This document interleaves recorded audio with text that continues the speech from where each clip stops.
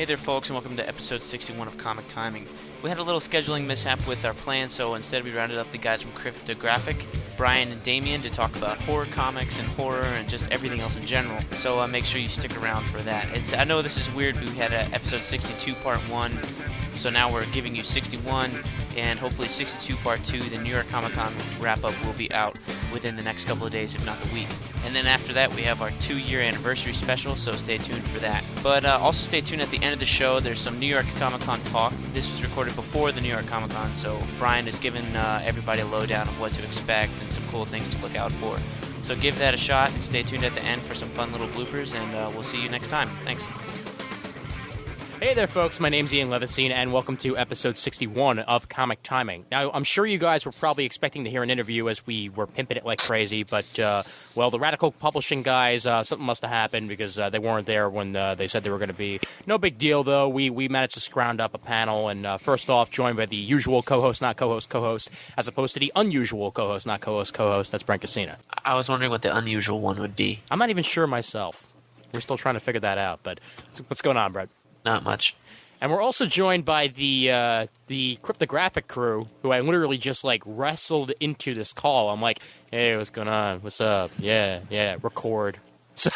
So right now, we got both Lobo, Brian, and Damian Smith, Lord Shaper, on the call at the same time, for the first time on Comic Timing. Both of them on the same call. What's going on, boys? Yeah, we got Shanghai. All because my computer went down. Yeah, exactly. Your computer went down, Lobo called, and then you came back on, and I'm like, yeah, why not? Let's get him in here, too. So as opposed to recording the intro to your show, we'll record about an hour and a half of mine. Makes sense. Well, as long as the wife lets me. Right. Unless the repairman comes, and then we're -1 Australian. I'll just go on mute for a while, I think, and then I'll come back. Well, it's okay. That's how Brent works all the time. Huh? Sorry, I'm still reading this thing here. Yeah, well, we got a couple of free comics that we might talk about later on, but we'll save that for the other episode. Anyway, before we get going here, for anybody who's not familiar with Cryptographic, and I'm sure that out of the people who listen to Comic Timing, considering that Damien does do the Rogues Gallery with us, and he mentions it every other time, there's probably 2 people, but for those 2 people, what's Cryptographic all about, boys? I'll let you go with that, Brian. I did it on Geek Syndicate the other day. I'm fine. Science fiction, dark fantasy, and horror in and out of comics.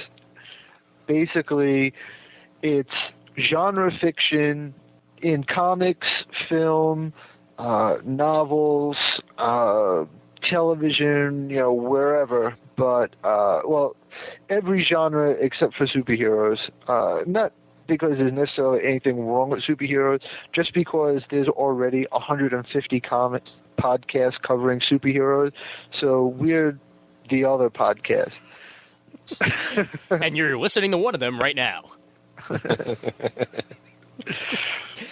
Well, it's good to be different, considering that, I started this show, and I was like, hey, yeah, we could be a roundtable discussion podcast. There aren't that many of those, right? Right? Fuck. Yeah, who sits around talking about comics?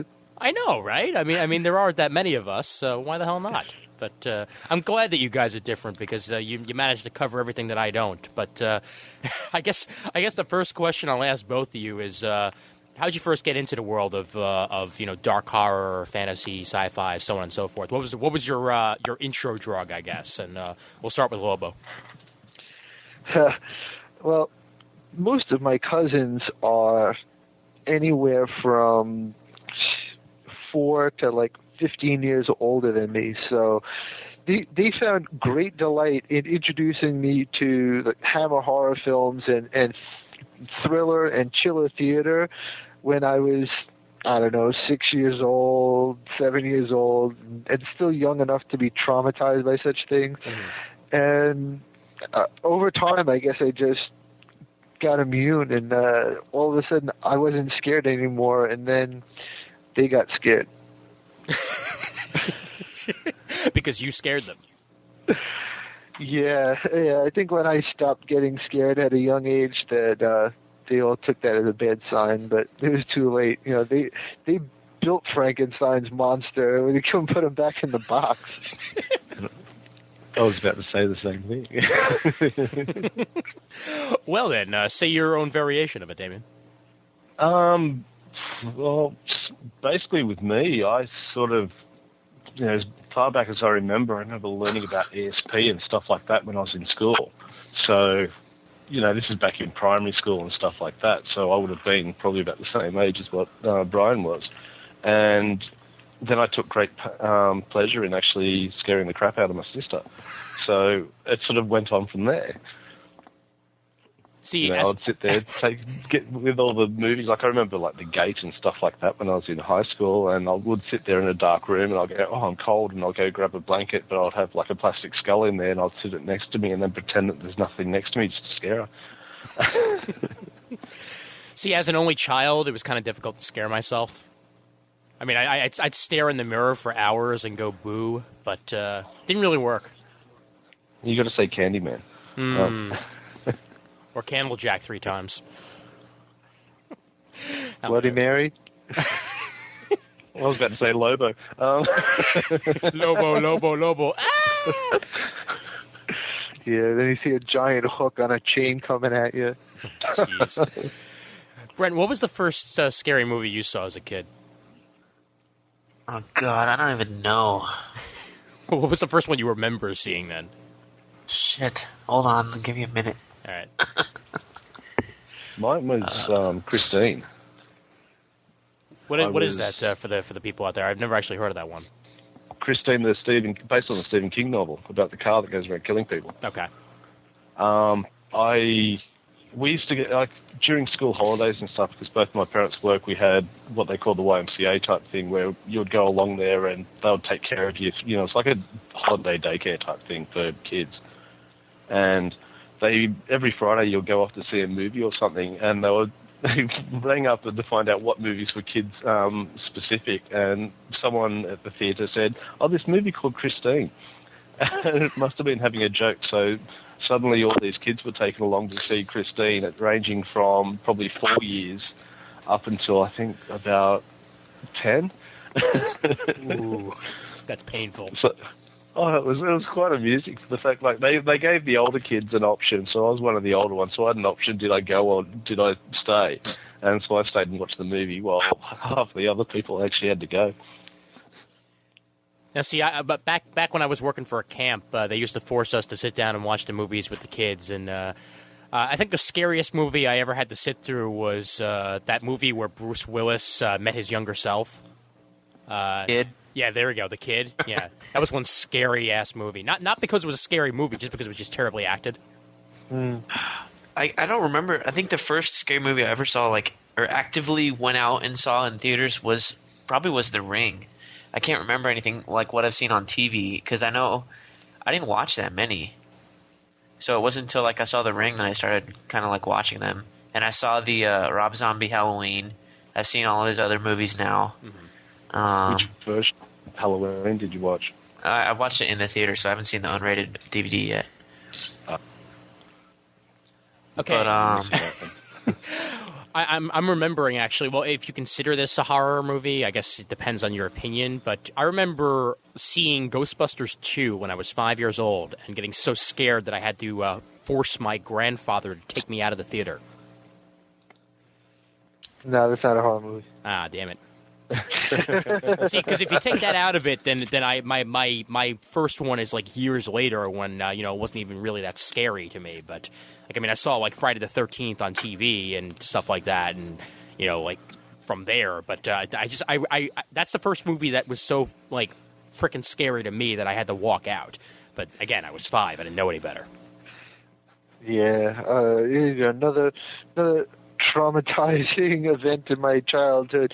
I was staying at my cousin's house, and her and a friend were teenagers, and I was, I don't know how young, very young, too young to be going into this movie. And they took me to see the first Nightmare on Elm Street in the theater. Ooh.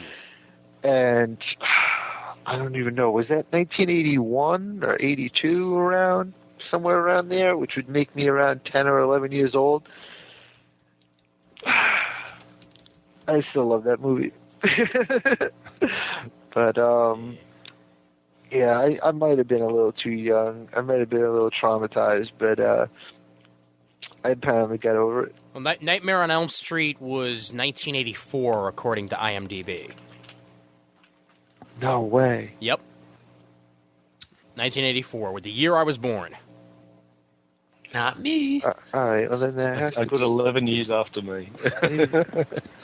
then that has to be something else. Yeah, because I mean, I remember going and seeing the Nightmare on Elm Street in theatre. That was fun. Especially the later ones where you just sat there and laughed, you know, when the girl was forced to eat herself to death and all that sort of stuff. yeah, I remember. I always remember the last scene where the mother gets pulled through the door. yeah, that's like the window on the door. Mhm. Yeah, never a good way to travel. Yeah, that's damn funny. I was less than a year old when Nightmare on Elm Street came out, so even if my parents did take me to see it, which I'm sure they didn't, I would certainly not have remembered it. Or maybe I do subconsciously. Maybe you wanted to. I remember before that I saw Poltergeist in the theaters. Let's see. That was 1982. All right, that's when I was 11. So that was pretty scary when I was 11. It's not so scary anymore, but when I was 11, that was a pretty good one. Nightmare on Elm Street, now that I'm thinking about it, it was probably scary, but probably not as bad as Poltergeist. I think the trauma came from Poltergeist. Damn Steven Spielberg, Toby Hooper. Poltergeist is a damn good movie. I mean, scary movie or not, that's just an incredibly well done movie. I mean, I saw it on I think VHS, like, you know, years after it came out. But I mean, that to this day is still one of my favorite Spielbergs. That was a crazy movie when it went in the theaters, when you have like the tree reaching in and grabbing the kid, or you have all the dead Indians coming up out of the ground, the skeletons and everything. That was bananas. I'll put it up on a big screen. What is Spielberg's obsession with dead Indians? I don't know. He was one in a past life. He was a dead Indian in a past life, yeah. Great, it all makes sense to me now, Damien, thanks. Yeah, now you see why I have such a hard time editing the show. And now you see why I don't really edit that much of my show. Because if I did, then fun things like that would come out. Brent, you ever see Poltergeist? Or is that one of the ones that you still yet to see? No, I did see it recently. It was really good. Yeah. It's got that nice 80s feel to it, you know? Okay, I want to ask a question. In Rob Zombie's House of a Thousand Corpses, what the fuck was underneath the underground there? I know that was like Dr. Satan, but goddamn, watching that movie, that was just like, where the hell did this come from? It scared the crap out of me, too, because it's so freaky looking. Yeah. Anybody have an answer for me? I think that's when the acid finally kicked in. It was. That's what it felt like. Yeah. You know, he was doing Grindhouse before Tarantino and Rodriguez did Grindhouse, basically. He kind of, you know, House of a Thousand Corpses, it's a little non-linear.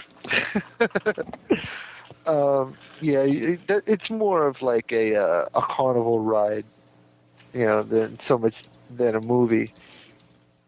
I mean, there's not like a real forward momentum to the plot. It's really kind of like people stumbling through one traumatic experience after another, much like my childhood. And that's how you became the person you are today. Yeah. He's going to get a doctorate so he can be called Dr. Death.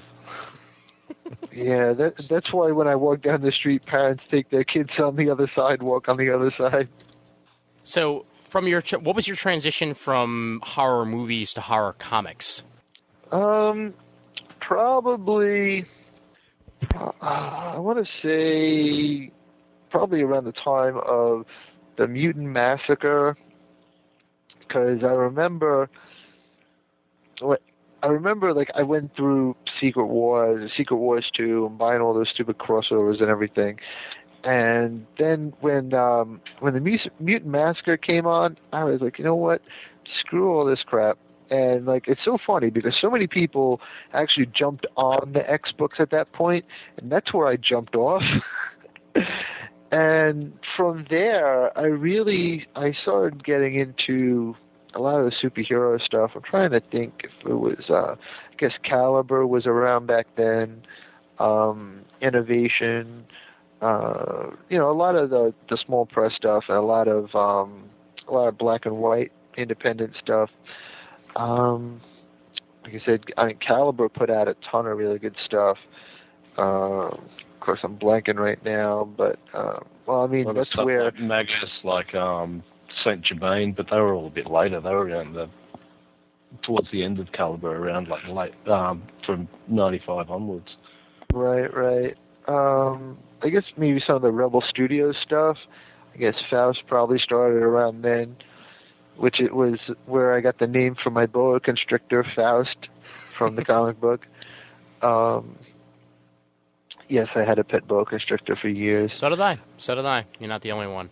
I inherited it from cousins of mine. They named it, not me, sadly enough, because they named it Chris Hiss, and I had to deal with that as long as he was here. Oh, you going to tell me it actually came when you called it? That's what I'm saying. You really could have renamed it. And it was my dad who was sticking with it. It's like, hey, they named him that, so let's just stick with it. I'm like, okay, whatever you say, Father. Then it turned out it was a girl. Well, Chris goes both ways, I guess, so to speak. You just asked them nice enough. Whoa. That's a different show for a different time, people. What are you telling jokes? Come on. Yeah. So this was this 80s or 90s here with the horror comics? I gotta say, probably was early to mid 90s, because I know I was still getting some Batman stuff. Like I was getting Legend of the Dark Knight pretty much from I had the first 100 issues probably. I liked that for the most part. I remember again being set off when they crossed it over with the Nightfall storyline, and I specifically didn't buy those issues because I wasn't buying any of the other Batman books. I was only buying Legends of the Dark Knight. Right. Let's see. I liked Starman, the Spectre, and that kind of stuff. But little by little, I started getting into more of the Vertigo stuff. I guess Swamp Thing, Sandman, Shades of Changing Man. It was, yeah. Yeah, Spectre was, much later. Same with Starman. Those were like mid '90s. But I'm trying to think, because like I said, I think I transitioned more into just like the less superhero kind of books, and probably even got away from superhero comics for a while, or comics in general for a while, rather. I think probably from around the time when I left I graduated from high school in '89, so it probably more or less got away from comics for a couple of years, and then when I came back to it, I wasn't trying to get back into the soap opera stuff, so I was like, oh, what else you got? And that's when you started to see some of the Vertigo stuff, and the Image guys were starting up. I got all those early Spawn issues, and let's see what else was good back then. Practically anything from McFarlane Studios I was getting. He was doing all kinds of crazy stuff. He did some Houdini comic, and it was just like whatever. I was like, okay, cool, McFarlane, just get it, whatever. Yeah. But that was the thing back then. It's like people just getting anything with Jim Lee or Rob Liefeld, right, or Stephen Platt. Oh, Rob Liefeld. Oh boy. But Damien, what about you? When did you first get into the world of horror comics? I know it's going to be bad to admit this, but I was first consciously went looking for them after seeing the Lost Boys. Whoa. So basically, we had the Frog Brothers there, and they're going, you have to read this comic, which they had some kill all vampires or something like that. And I thought, oh, there's stuff like that out there. I'll go and have a look. Otherwise, at the time, I think I was getting stuff like The Haunted Tank and GI Combat and, Transformers that were out at the time and God knows what else.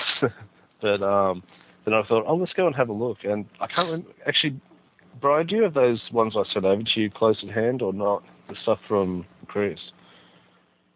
No, they're not. Because like I can't remember what date it was. Like, I found, like, this one, what was it called? The Vault of Horror or stuff like that. And I found, like, the EC reprints that they would bring out, was it once a year or once a month or something? They were doing, like, one book's reprints. So I found a few of those. And from there, it sort of branched on to going to the 90s where I came across Ghost Rider and then Morbius. And, I'm actually going back now trying to find Darkhold and stuff like that to get all of the Midnight Sun stuff. And then it went to Vertigo, so your Hellblazers, your Sandman, stuff like that, to the point I was actually getting nearly the entire Vertigo run. Yeah, Vertigo was very horror there for a while. I mean, it still is today, but almost every single thing it was putting out back then was horror. Yeah, Vertigo, I don't know. Vertigo got really weird. I was definitely a big Vertigo fan in the 90s, and you remind me, I was getting those gemstone reprints of the EC books. They were actually coming out, I want to say, I don't think they were quarterly, but it's possible. It's something like that, because they were doing actually all of the EC titles in order, but it might have been quarterly, because they were only doing like maybe 2 or 3 comics a month, or maybe, I don't think it was bi-monthly. I don't know. Anyway, so I was definitely getting all the EC stuff. So I was getting Tales from the Crypt, Vault of Horror, Haunted Fear, Crime Suspense Stories, Shock Suspense Stories, Two-Fisted Tales. Stuff like that. Like, that goes into it to a degree. I was getting all the Crow stuff sort of just after the movie hit. So. Yeah, I never really got into the Crow, and actually after the movie came out, and I pretty much liked the movie, and a friend of mine loaned me the trade paperback, and I was like, yeah, but I like the movie. I was like, the movie was totally different to the trade paperback. Yeah, and I didn't love the trade paperback, to be honest. Right. But well, I've never actually read the Crow stuff myself. Again, I'm very much a newbie when it comes to horror comics, which is why I have you guys on here, because I think I go as far as sadly enough, like the Army of Darkness guys. And stuff like that, really, because I read a little bit of The Walking Dead. Wasn't really my thing. But I don't know. I might try it again at some point. I do have those 2 volumes sitting on my shelf. I read about half of the first volume and just wasn't really my cup of tea. But who knows? Maybe I've if I read read the it first again. 3 trades for that, and I'm enjoyed. Just haven't picked them up since. So I'm just going to find time to actually and money to go and get it. So. Yeah. Yeah, I mean, The Walking Dead is a fun book. Again, I mean, it's almost a little soap opera-ish, but it's kind of, it's kind of like Dark Shadows with zombies. I actually had the Dark Shadow comic that came out from Innovation too. I was thinking all those tie-ins as well, like the Anne Rice ones and all that stuff. So. Yeah, see, I didn't get that stuff. It wasn't Innovation, it was Now Comics. They were putting out Twilight Zone, and they were putting out the Ray Bradbury Chronicles. That was early 90s. That was like around 90, 91, 92, around there. I was getting that stuff. I'm trying to think further back. I mean, yeah, 80s I even had like the Beauty and the Beast stuff as well that they came out with. Yeah, see, based on the TV show. Yeah, that was more Innovation. I'm trying to remember what Innovation books I used to get, because I definitely wasn't getting any of that stuff. And the Necroscope stuff, all the Brian Lumley stuff, of course. So. Yeah, I should have got the Necroscope stuff. It the covers looked cool. The covers looked cool, but I didn't know how the stories would hold up. Hey, Brent, what was your first non-superhero comic book? that you've read since you started collecting? I think Revelations, the Paul Jenkins mini about the Vatican. But I did read the first trade of Walking Dead, and I think Y and Preacher. Okay. And what did you think of Walking Dead? I've only read the first volume, but I liked it. Just I don't have the funds to go get the other 10 or that are out or something yet. But it's one of those things that I want to follow up on because I just recently reread the first volume and I still liked it, so I'm gonna go out and get it eventually. Yeah. I guess maybe it's like an acquired taste or something because I don't know. Maybe I just wasn't paying enough attention to it while I was reading it or something. Because well, I really like the Tony Moore art, but I heard that it changes in the second volume to some other dude. So I don't know what that's like or anything Charles like that. Adlard. Charles Adlard actually did a pretty smooth transition. In the I guess it was probably early 90s. He did the Mars Attacks comics from Topps. And let's see, Topps was doing... they did the X-Files one as well. That's one I got. That's the only one I was getting from Topps at the time. Right. Maybe it was more like mid-90s with Topps Comics. They did Zorro, I think, and they did... did they do Lone Ranger and Tonto? The Joe Lansdale, Tim Truman book? I think so. Those are good books. The Vertigo Jonah Hex books by Lansdale and Truman, those books are excellent. And you'll probably never see them get collected. Maybe the first one. I think Two Gun Mojo was the first one. Mm-hmm. That might be in a trade. But the second one, we talked about that in an early episode of the podcast. The Jonathan and Edgar Winter, the Winter brothers, sued DC Comics and Lansdale and Truman because they had a pair of these albino worm not gangsters, rustlers or whatever, that were like half worm, half albino man or whatever. And Jonathan and Edgar Winter are albino guitar players and brothers. So they had the Autumn brothers in the Jonah Hex book that were these albino half worm people with long kind of stringy hair, and I guess the Winter brothers didn't appreciate the comparison, so they tried to shut it down. But they got all 4 books out first, but you'll probably never see it traded. Okay, so they just never resolved things whatsoever? I mean, there's no possibility of it happening? It eventually got settled. They eventually, I think they settled out of court, because I don't ever remember reading the settlement, but it definitely went to court, and yeah, I'm guessing DC just bought them off. They're just like, look, how much money it'll take just to go away? Which we might be seeing very soon with a certain Superman. Yeah, I don't know. I'm really kind of... I'd be very surprised if they fought for 10 years for half the rights to Action #1 just to go roll over and sell it for a couple of bucks. You'd be surprised what $100 million will do to somebody. Yeah, but how much give can them they that get much? Just leasing the rights to the characters out and keeping them, keeping the characters' rights themselves, but actually just lease them out to DC and take royalties from then on. That would be the smart thing to do. I mean, it would be the smart thing to do. It's a known moneymaker. There's no doubt about it. So that's what they would have to do. You're going to continue getting income on that until the day you die, pretty much. Yeah, and if you're going to turn around and say, no, you can't use them, well, there's no point. I've just got that whole episode of The Simpsons where the guy who really created Itchy came back. That's what this is reminding me of. Yeah, a little bit, and that's a good episode also.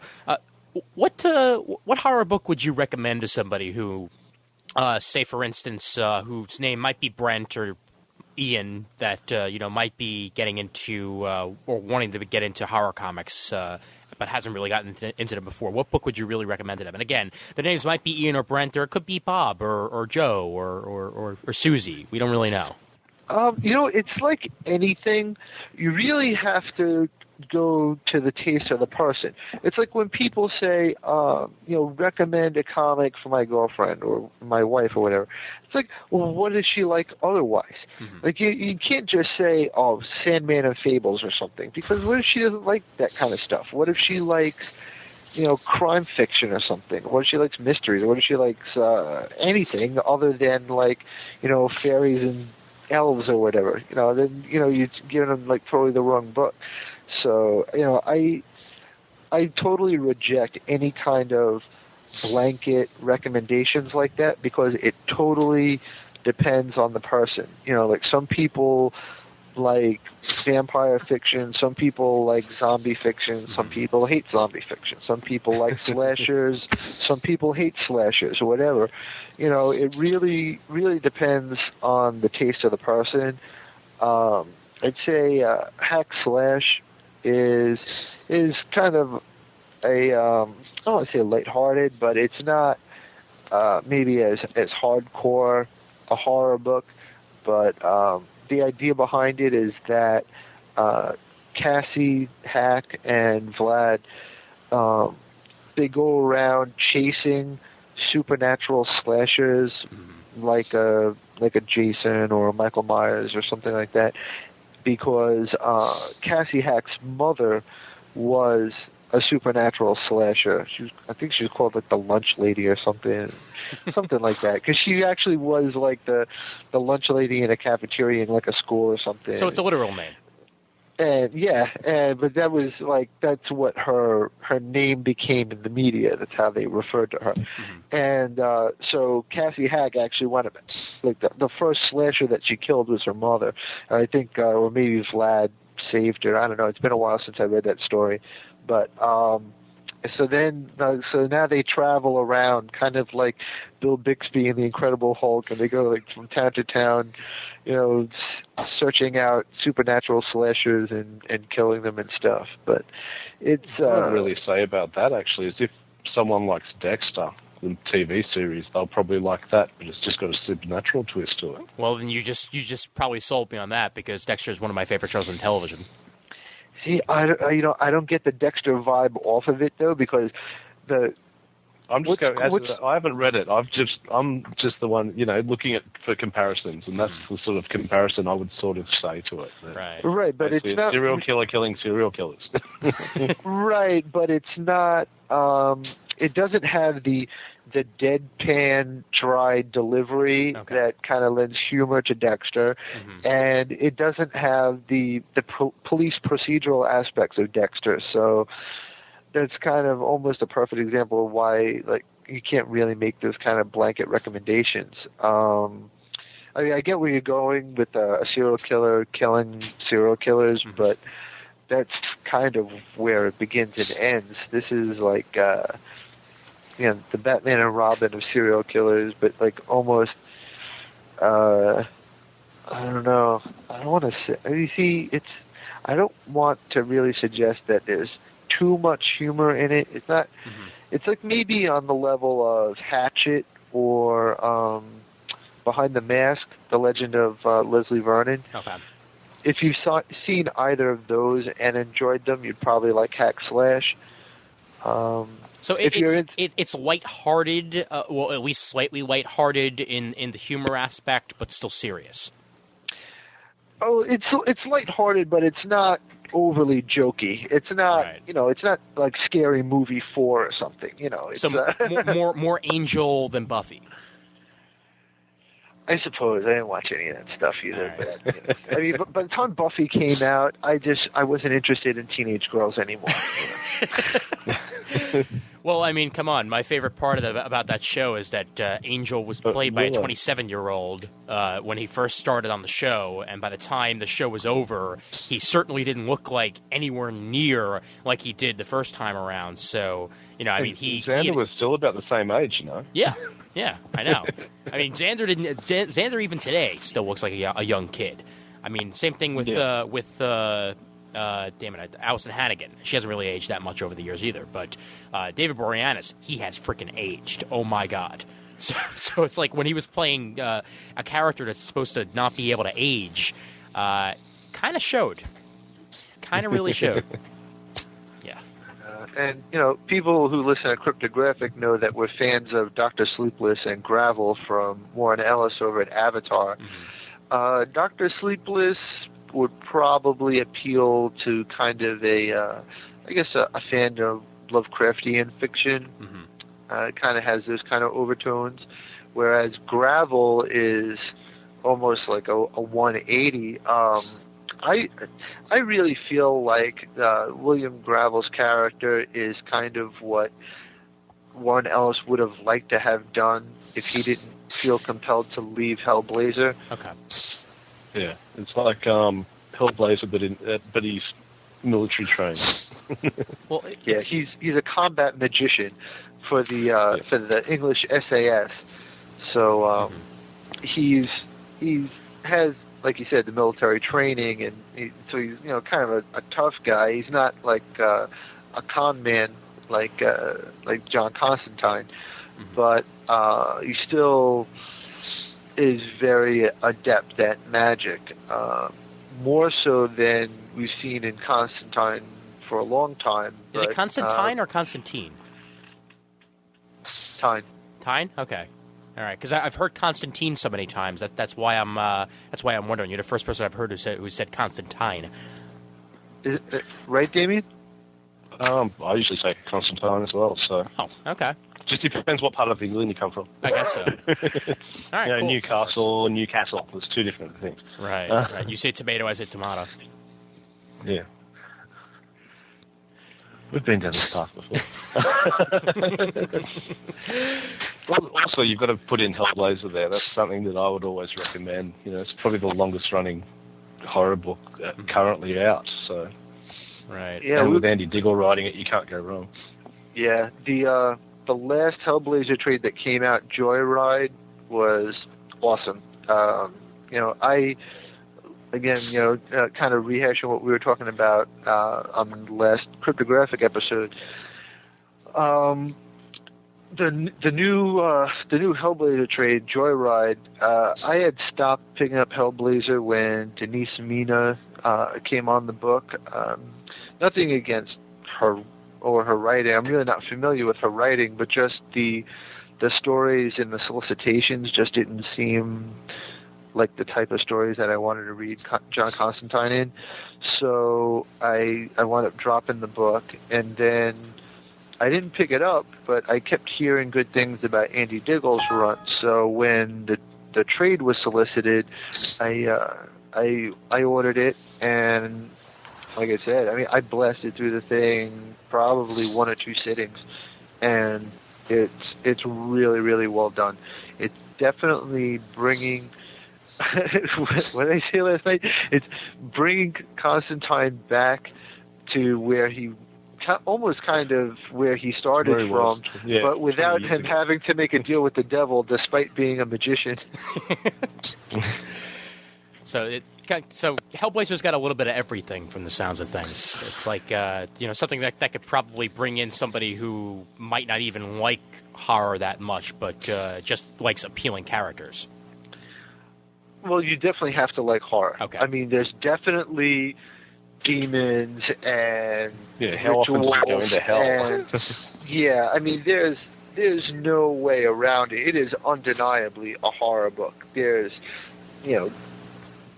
demons and rituals and, sacrifices and, everything that you can imagine in a horror book. It starts out, he's tied to a pole with the water rising around him in the river, and he does an invocation, and all these other people who died the same way kind of come up from under the ground, under the water, and mayhem ensues.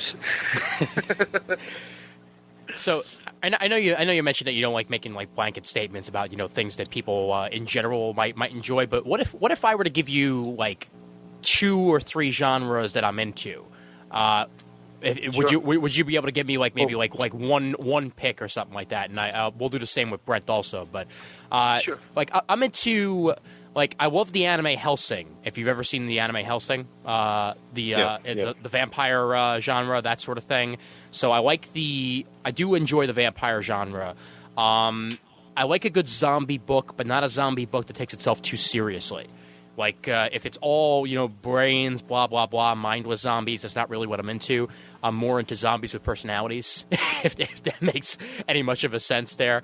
And I like, I guess I could also say I like monster hunters. The type of guys who will go out there and perhaps go on, like, long journeys or adventures or something like that and try and track maybe like mythical monsters or monsters in general down. So there are three things that I give you there. Give me a book about you got to have easy. You got to The have Living our Corpse, don't we? Yeah, exactly. The Living Corpse. I mean, you practically described The Living Corpse. Nice. The Living Corpse. The whole premise behind The Living Corpse is, Ken and Buzz, the creators, they like zombies and zombie fiction and zombie movies or whatever, but they wanted to tell a story from the zombie's point of view.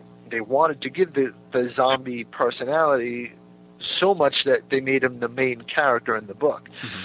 So, the main premise of the book is there's like, the zombie uprising that you normally see, but just as he's about to like take a bite out of this little kid, he like flashes back to when he was alive and he was playing with his kids and everything. And he's like, no, and he starts fighting off the other zombies trying to protect the kid. And so with the realization, I guess, he becomes a monster hunter, and now he fights supernatural creatures, defending humanity.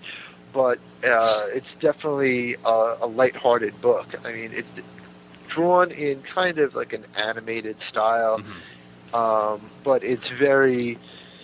It can still get a little bloody, but it's more kind of like itchy and scratchy kind of bloody, right. Itchy and scratchy kind of violence, and almost that level of humor. I mean, a little bit of like cracking jokes, and the book definitely doesn't take itself too seriously. So, I mean, just from what you were saying, I mean, you practically were describing the Living Corpse. I mean, even if I wasn't, friends with Ken and Buzz, I mean, that's the first book that came to my mind.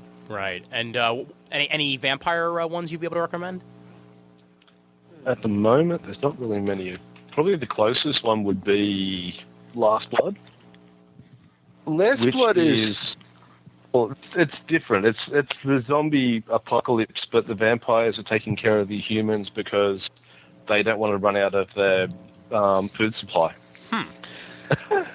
Okay. Yeah. But it's more a serious book than a lighthearted book. So. I wouldn't necessarily suggest that that Last Blood is a particularly lighthearted book. Well, Hellsing isn't very lighthearted either, so that's right. why I'm just curious, because sometimes I just like a good old fashioned vampire romp, if you know what I mean. Sure. I was going to say, if you want something a little more lighthearted, you got to go with Succulina Vampire Temp from Moonstone. What a name, man! Holy crap! Oh my God, this shit was fucking hysterical. It's basically, she is the head torturer in hell, and but she's bored, and everybody in hell wants to be tortured by her because she's the best, and they all, I guess, kind of get off on it or whatever.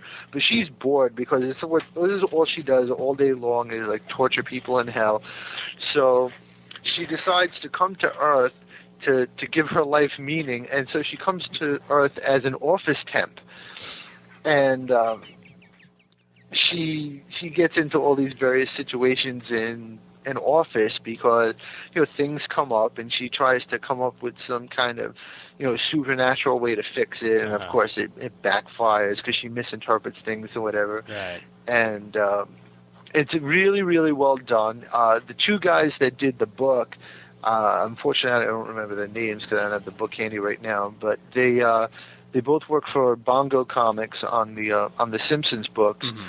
So, that's where they're coming from in their background and everything. So, if you're a fan of, say, like the Simpsons Treehouse of Horror episodes or the comics or anything, it's the same guys doing Succulina Vampire Temp. Sweet. And here I am as a current office temp thinking to myself, what would life be like if a vampire showed up at my office? You'd be out of a job for one. But you die with a smile on your face. Brent, what sort of horror genres are you usually into? Maybe they'll be able to give you a good recommendation.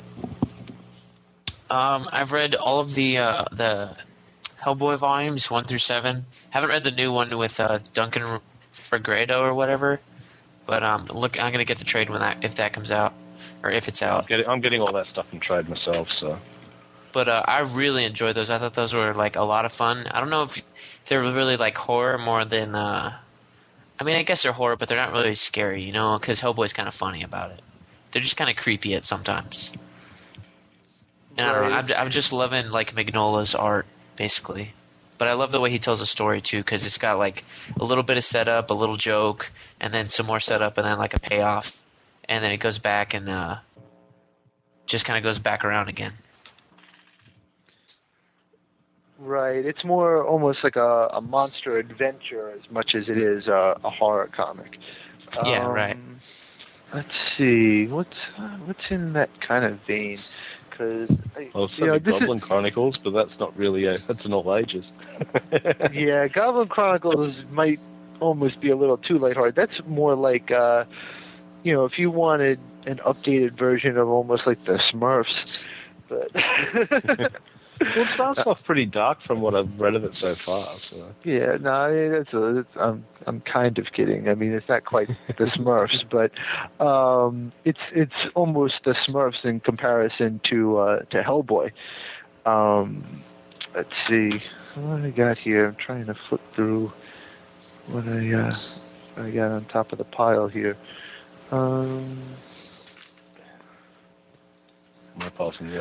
There you go. Well, Devil's Due is doing Halloween Night Dance. Let's see. So if you like the Michael Myers stuff, you can pick that up. What were we talking about last night? The Ash versus Freddy versus Jason? Yeah. Well, I don't know. I like that they just came out with the Army of Darkness versus Xena. Why not? Yeah. Yeah. And yeah, you see the solicitation for the cover of the second issue, and it actually has Ash versus whoever he played in Xena. Oh, sweet. Nice. So he's actually facing Autolycus, King of Thieves. Yes. Nice. Yeah, I don't know. I passed.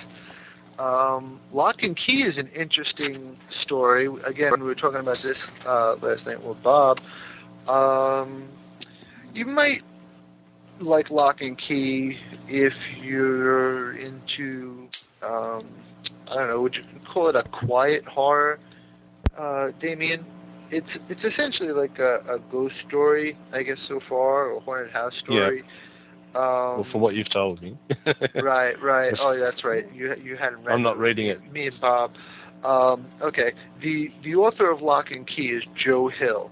Joe Hill is the son of Stephen and Tabitha King, who both write novels, not just Steve King. And Joe Hill has actually made a reputation for himself with a short story collection whose name still escapes me from last night, and his Bram Stoker award-winning novel, Heart-Shaped Box. And to my knowledge, this is his first comic work, Lock and Key, from IDW, and it's interesting. It's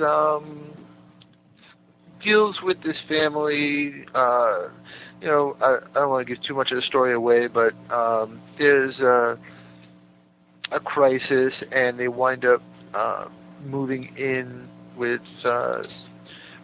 their ancestral home, which is known as Key House.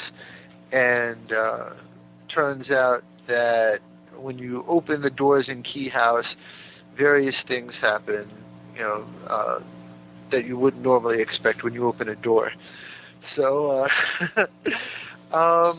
it's like I said, it's maybe a little bit of a quiet horror. At least, we were talking about this last night. It seems like it starts out a little slow, but it starts to pick up in the second issue, and everybody online loves Joe Hill. I haven't actually read his prose, but I'm looking forward to the rest of the Lock and Key miniseries, and I'll probably start picking up his books after that. You got Ben Templesmith, who did the 30 Days of Night books. Speaking of vampires, there's no shortage of 30 Days of Night trade paperbacks from IDW. Yeah. But, only these days, a lot of them have that annoying, based on a major motion picture, or now a major motion picture sticker on them, which I hate. Yeah, well, what are you going to do? You got to sell books, right? Yeah. But Ben Templesmith... The hairdryer and peeling pretty slowly gets those off. Ben Templesmith branched off and did his own book, Wormwood Gentleman Corpse, which is essentially this corpse that's possessed by this worm guy, and he sits in a bar and saves the universe from extra-dimensional creatures that try and get through the bar. And there's more to it than that, but that's a lot of it. That would probably appeal to Hellboy fans because there's some humor, there's a lot of monsters. I would say Wormwood Gentleman Corpse is probably a good fit for Hellboy fans. And I just picked up Dead Space #1, which is Anthony Johnston and Ben Templesmith. Anthony Johnston from Wasteland.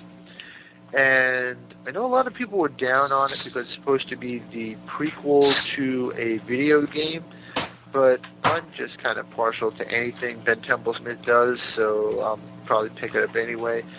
I haven't had a chance to read it yet, and I'm flipping through it, and it looks like the cover looks horror, but the interior looks science fiction, so I'm guessing it's probably going to be science horror along the lines. I think along lots of Event Horizon.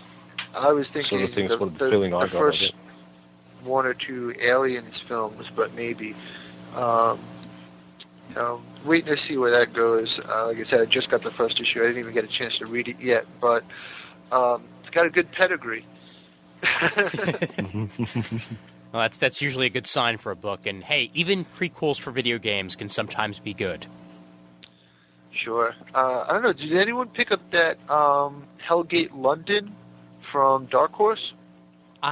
No, I didn't. But well, the one thing that I was thinking of with video games is, but yeah, I picked up a couple of the Silent Hill books, and I mean they're along the lines of the Silent Hill games, and they do have some of the same themes, but different characters and different situations, and those actually usually turn out to be pretty decent. I mean, I know IDW are the guys who put that out usually, and it's been pretty damn good up until now. Let's see. We have Bad Planet is Steve Niles, and I forget who's doing the art on that. That's a pretty neat book. Again, it's kind of a little bit alien contact, aliens' first contact with the Earth type of thing, mixed with some monster aspects, I guess. Right. They did a really cool 3D comic. I want to say it was probably the third issue.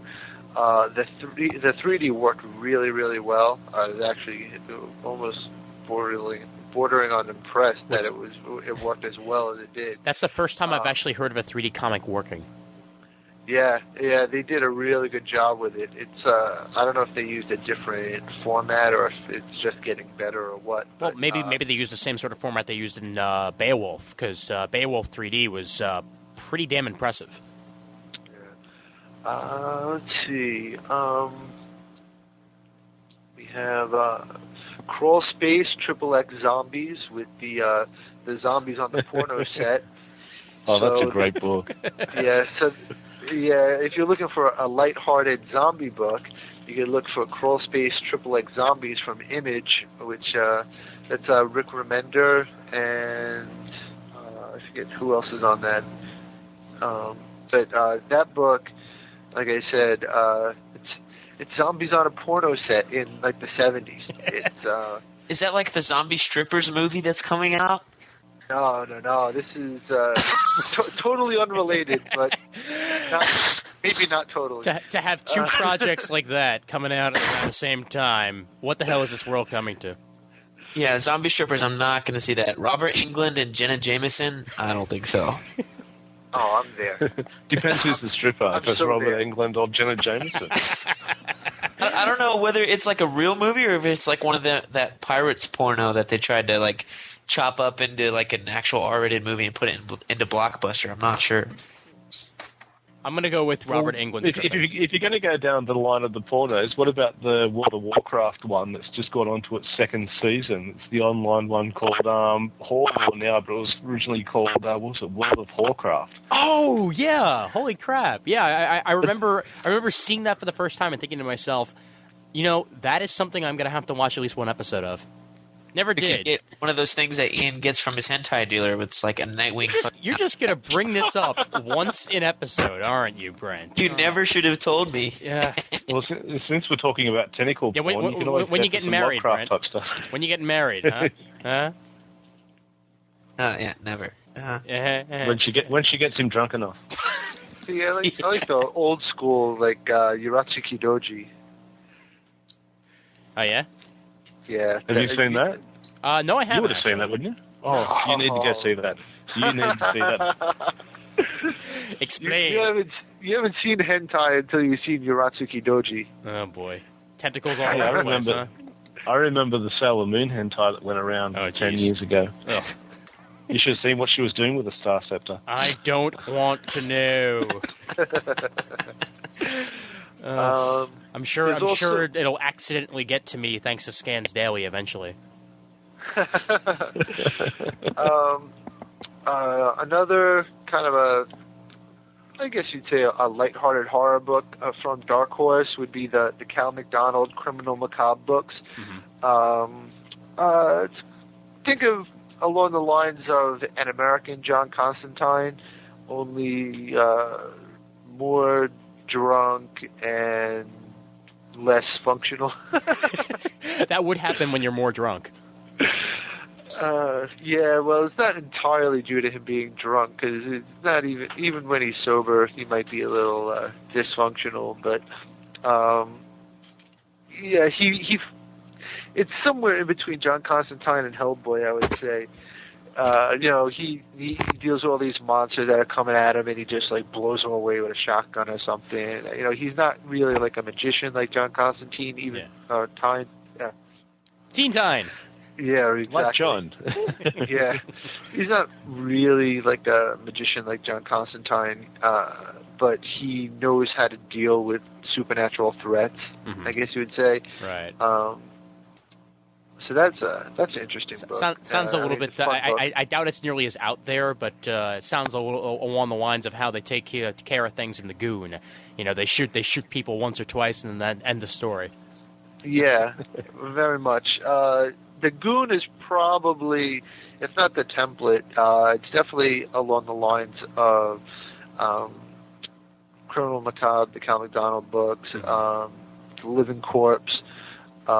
Actually, a lot of the monster books that are being solicited lately, especially through Image, you're seeing a lot of these monster comedies, which personally myself, I'm not necessarily a fan of. Like, I don't mind a book like the Cal McDonald books or the Living Corpse, where there are monster books where they have some humor in them, but I think there's one, I don't know if it's called Screamland or Urban Monsters or something like that. One of them where basically it's like Dracula, Frankenstein's monster, and the werewolf are like out of work actors, and they're like hitchhiking to Hollywood because they're trying to get they're trying to put together like, I don't know, a reunion picture or something because they're like hard up for cash.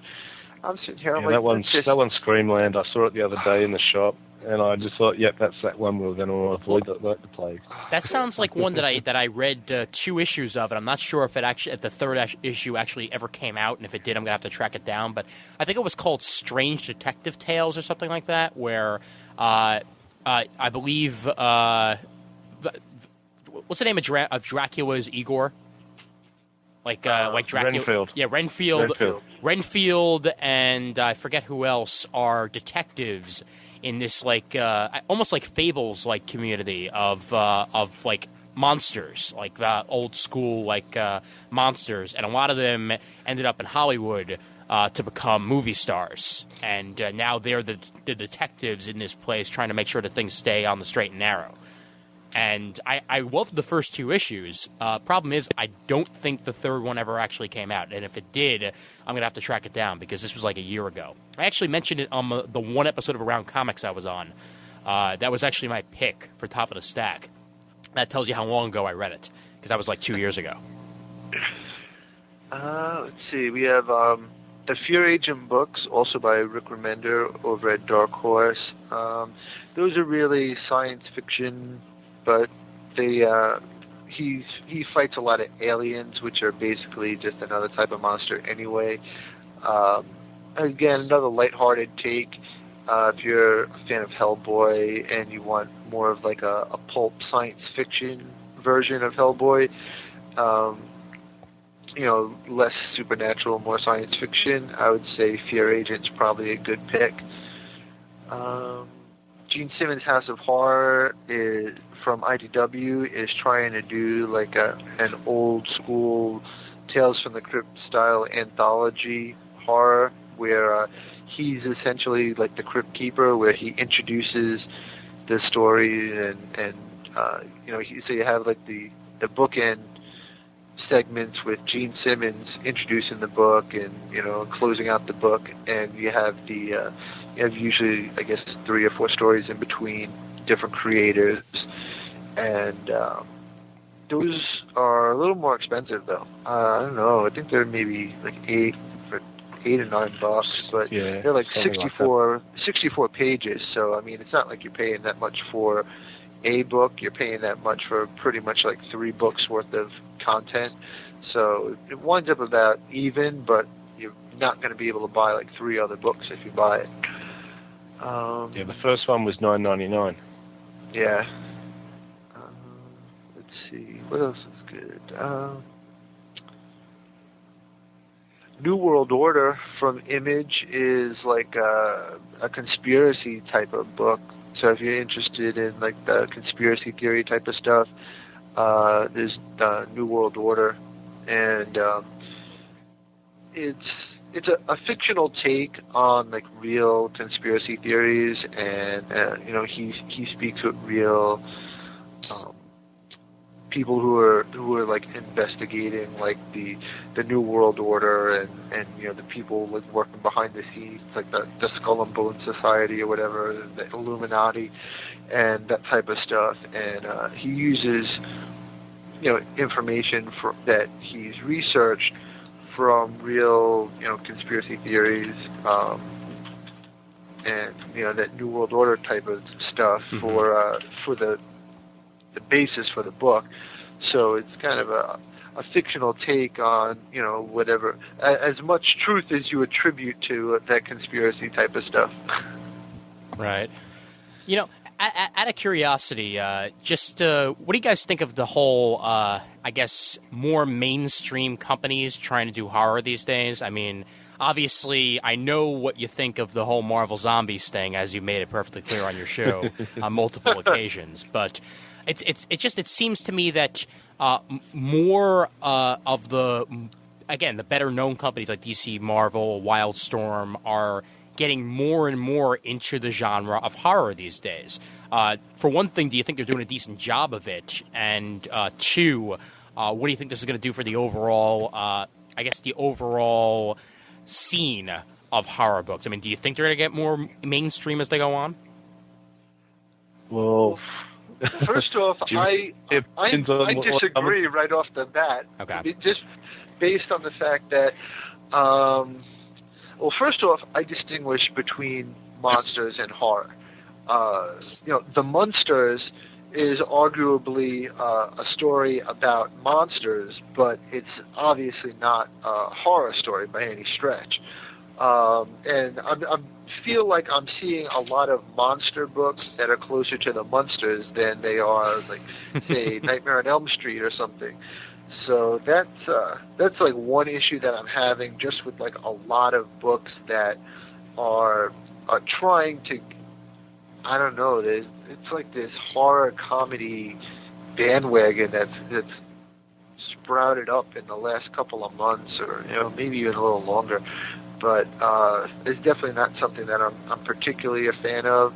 I feel like if you're going to make a monster book, at least give it the pretense that you're trying to do something, scary or horrific with it. Okay, another good example is Willow Creek from Zenescope, who also publishes A Living Corpse. Willow Creek is like a Bigfoot book. And it's very, very dark. The artist Josh Metters kind of does uses an art style similar to what Ben Templesmith did on the early 30 Days of Night. Mm-hmm. Not so much now, where it's a lot more photoshopped and it's a lot, the colors are more vibrant. He uses a more muted palette and I think less Photoshop, like Templesmith did in the earlier books. And it's definitely a dark book. Besides the color palette, just the tone of the book. These researchers go out looking for Bigfoot, and things don't really work out that well. But when does it ever work out well when you're looking for Bigfoot? Well, when you're doing a horror comedy instead of a horror book. Right. Well, Damien, what are your thoughts of what I brought up? Am I off base or am I on target? I don't know. Well, my really, I think DC's always done a better quality horror-based book. Like, I know I'm only up to the second trade of Shadow Pact and stuff like that, but that sort of set into a horror scene. They've always been good with the Spectre, apart from the last series. So, and actually even through where Hal Jordan was at the one before that was a horror book. They need to do more books like that. I think Marvel has really jumped ship, and they have totally destroyed most of their horror characters. Blade with a gun arm is just really bad. I didn't even know he did. Ghost Rider seems to have been turned around. They took all the personality away from Morbius in the one issue of Blade that he was in, where he signed up with Stark or something or other, and that's it. He's doing nothing now. He doesn't have any personality yet. And I know I've ranted on quite a few actual podcasts about that. But even when they did that, they did the Legion of Monsters, whatever, and that totally sucked. I don't know what's happening there, but mainstream basically, I think we'll find that it's going to be people like the like your Hellboys and stuff like that. They're going to be the ones that are going to be really leading it as your mainstream type books that people are always going to know about. So from the Marvel Max line, they did 2 zombie miniseries featuring the Simon Garth from the old Tales of the Zombie Marvel magazines. Those are pretty good, and they're mainstream as Marvel. They're Max titles, so they're not Marvel Universe, and they're, I guess, a little more adult. But those books are pretty good. Not really too much that's real exciting from DC or Marvel on the horror end for me. Right. I would say, I just want to see, I don't know, give Morbius to Warren Ellis as the Max title or something. Well, see, that would be good, but then he'll just be on it for 12 issues and then move on. Which I'm not really, and this is a mini rant I'm going on here. Sure. I'm kind of not really liking the way Warren Ellis seems to be doing that these days. Like, he says that if I think his exact words were, he can only paint somebody else's house long enough. However, if it's his house, he'll paint it as many times as he can. Sure. And I really don't feel that way about Warren Ellis.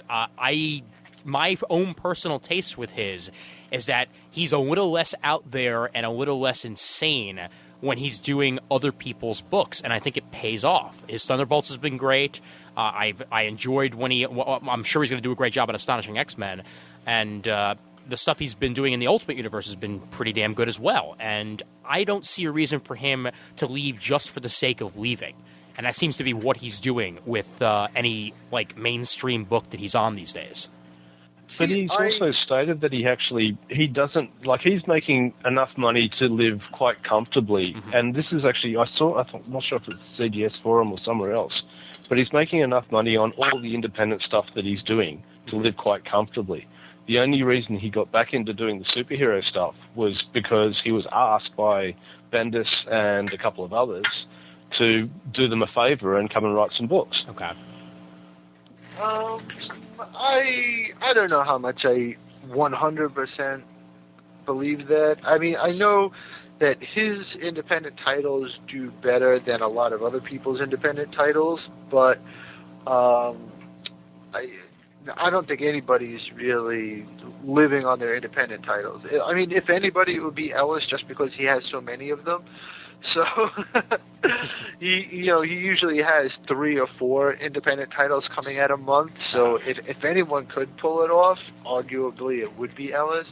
But then he's also got television deals and stuff like that he's working on as well. So right, I know he's doing the Castlevania movie, and he has some other animation project that's in the works, and he was working with AMC on a pilot for a TV series that he pitched.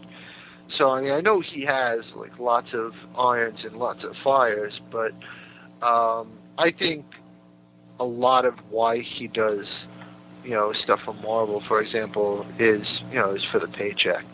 And I think I don't think he necessarily leaves because he hit the 12-issue mark. Mm-hmm. I think he pitches a story that'll probably run 6 or 12 issues, because that's how Marvel likes to package their trade paperbacks. Uh-huh.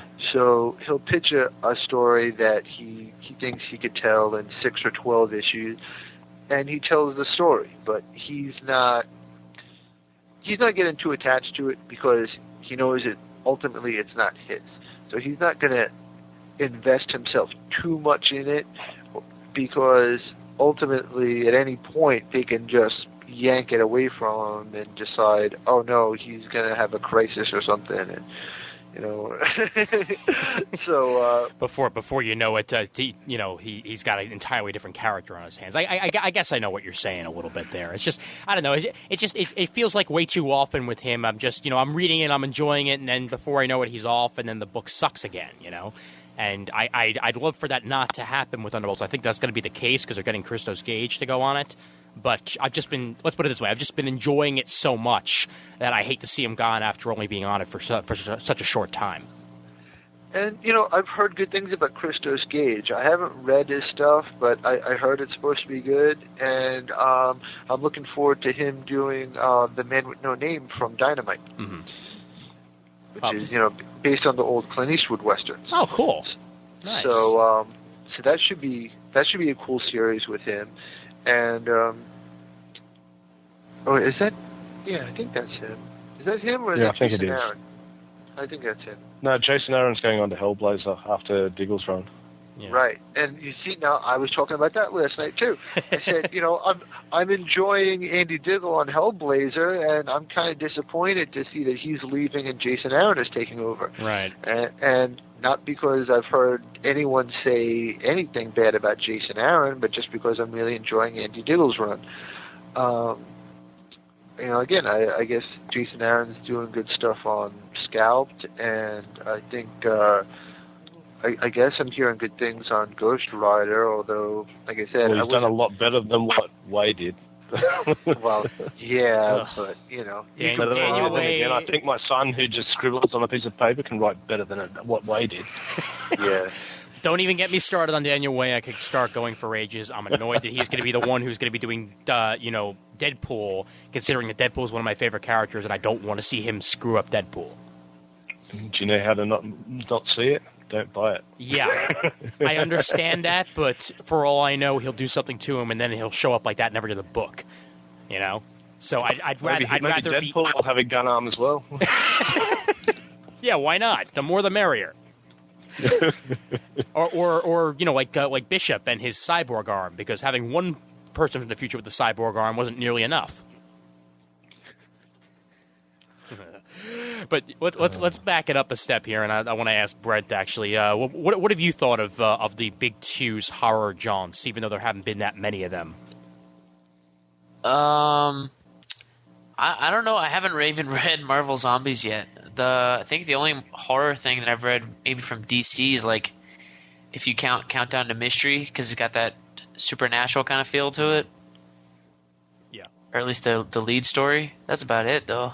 Well, you can sort of. Well, I was going to say, like, maybe you can even mention Shadow Pact a little bit with some of the stuff that's going on in there, with them going to hell and all that. Yeah, you could, but I don't read that book. Okay.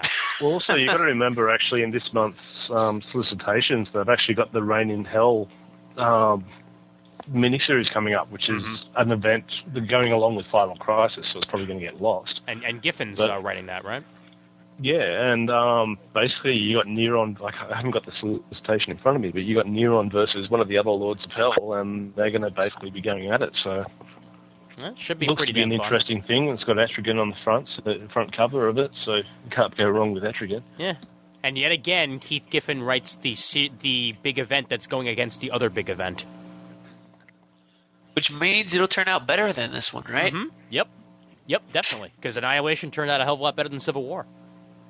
Yeah, but we're talking about Grant Morrison writing as well, so... Yes. But but Grant Morrison can either write amazing stuff or he'll leave you scratching your head, and not in a good way. Most of the time it's amazing, but every now and then he'll put out that one thing where you're like, that would have been a good idea if a sane person wrote it. Okay, well, a lot of the times I don't end up scratching my head that much with this stuff, so Right. it probably goes to my sanity. But I even like I've always Sea Guy. liked- I can't believe I like Sea Guy, but I liked Sea Guy, and I had no idea what the hell was going on in that book half the time. Yeah, I heard that a lot. You see, I didn't pick up Sea Guy because it looked like it might be a little too goofy for me, but I like... See, for me, with Grant Morrison, the more out there, the better. Like, I got into chaos magic reading The Invisibles. That's when I started reading, books by chaos magicians that he recommended in the letters page and stuff. Right. So, Fucking yeah. Percy did that, so... But according to Marvel That's Comics, sort of there is what no chaos magic. But So anyway, yeah, I like Grant Morrison, and But even if you read, like, Flex Mentallo, have you ever read that? yeah, I got that. That is way out. I think that's even more out there than what you actually get to in the Invisibles, because we can sort of follow the Invisibles to a degree. But Oh, Flex yeah. Mental is That's just just like out there. bizarre from the word go. I have actually. Grant Morrison did a 4-issue miniseries featuring Dan Dare. It was just called Dare. And it might actually have been a reprint. It might have been in some UK weekly or something over there. Yeah, But, Dan Dare was in... When he was writing Dan Dare, I think it was actually in Eagle, which is a weekly that I used to pick up when I was younger. And that's Yes. where I got Okay. introduced to Dan Dare. See, so. I didn't get that, but I guess it was collected as a 4-issue miniseries that I don't know, some obscure indie publisher was putting out at some point. So I picked that up, and I actually dug that out recently because I was reading that going into Garth Ennis writing Dan Dare over at Virgin, which is pretty good. Another book that I guess is kind of mainstream and kind of horror would be Phil Hester's The Darkness from Image Comics. I've heard of that, yeah, and obviously since it's Phil Hester, I'm interested. That's yes, really good. yeah. Phil I've been Hester's loving doing that a book. really good job with it. Is he doing art on that and- also? No, Oh, okay. no, All right. it's Top Cow art, but it's Phil Hester's writing. All right. So That's not so, too bad. That's a pretty cool book. Yeah. And just to mention Morrison for another minute here before you say your next thing, I've decided that now that it's Secret Invasion time, and now that I read issue 1, I'm finally going to take that Skrull Kill Crew trade that's been sitting on my shelf for the longest time, and finally go ahead and read it. Considering that it's Skrull season in the Marvel universe, so why don't I read Grant Morrison and Mark Miller's take on it? Yeah, that's excellent. I have the original, the original issues on that because I bought it when it was coming out. That's a funny book. Oh, yeah. I might have to dig that out myself. Celebrated in style. Yeah, and Grant Morrison and Mark Miller again go back to. This is practically a crossover with what we were talking about last night because we were talking about this too. Grant Morrison and Mark Miller did 4 issues of the Swamp Thing run before Mark Miller and Phil Hester on the art to bring things totally full circle wrapped up that run. Because what does Kevin Bacon have to do with this? I don't know. Was he in the Swamp Thing movies? He might have been, for all we know. Oh, he can't be far removed from somebody in one of the movies. But yeah, we were talking about this last night. Swamp Thing Volume 1 was the original Len Wein, Bernie Wrightson stuff from the 70s, and then Volume 2, Alan Moore took over, I guess, around number 20. Issue 20, yeah. And 20 he to was on 64. 64, and then 65 to like around 74 or so was Rick Veitch, and then it was Nancy A. Collins who did the Sonia Blue novels, and then And the comic that actually came out through Verotic. Verotic, right? And a lot of people were not really fans of her Swamp Thing, myself included. I don't know. It just, I don't know. It was a very different take and wasn't really, I think, what anyone was looking for or expecting from Swamp Thing. That'll happen if takes are too a little bit out there for people. They just won't go to it, even if the book is good. If it's a character that you've known for years and it's just an oddball like idea about it, then people are just going to look the other way. Yeah, and then after her run, Grant Morrison and Mark Miller did a 4-issue run, followed by nearly 30 issues of Mark Miller and Phil Hester, where they closed out that Volume 2 of Swamp Thing, and that's a really cool run. And that was actually, I think, my introduction to Mark Miller because, I hadn't been familiar with the stuff he was doing in the UK, I guess, like 2000 AD and stuff. But so I picked it up because of Grant Morrison, and then when he dropped that after 4 issues, I was like, all right, I'll pick it up and I'll see how it is and whatever. And it turns out that Miller kid could write, so. So I stuck with it for the whole rest of the run. It was actually really good, and I'm just thinking Grant Morrison writing about a creature that can create his own drugs. Oh, that's good. Like I still remember in that 10th anniversary of Hellblazer, where basically they summoned up Swamp Thing so he could give him some of his special weed. That's some good shit. And is it? Yeah, you would think Grant Morrison would be able to, or be inclined to want to run with that. Yeah. Is it sad to Maybe say he that? did, and that's why he was off the book. I think the first Mark Miller thing I ever read was an issue of the Marvel comic inside a Marvel comic, where what Marvel comics are like in the Marvel universe, where Mark Miller did this version of the X-Men, where they were like being controlled by Colonel America, and they were like a secret organization for the government, almost like the Suicide Squad, where they were villains being used for good or something like that. And that was the first thing I ever read of Mark Miller. And then from there, I saw him on other big name things, and I'm like, oh, so I saw him there. And then he wrote Ultimate X-Men, which was a little bit of a take on that, and Ultimates, which was a little bit of a take on that. Yeah.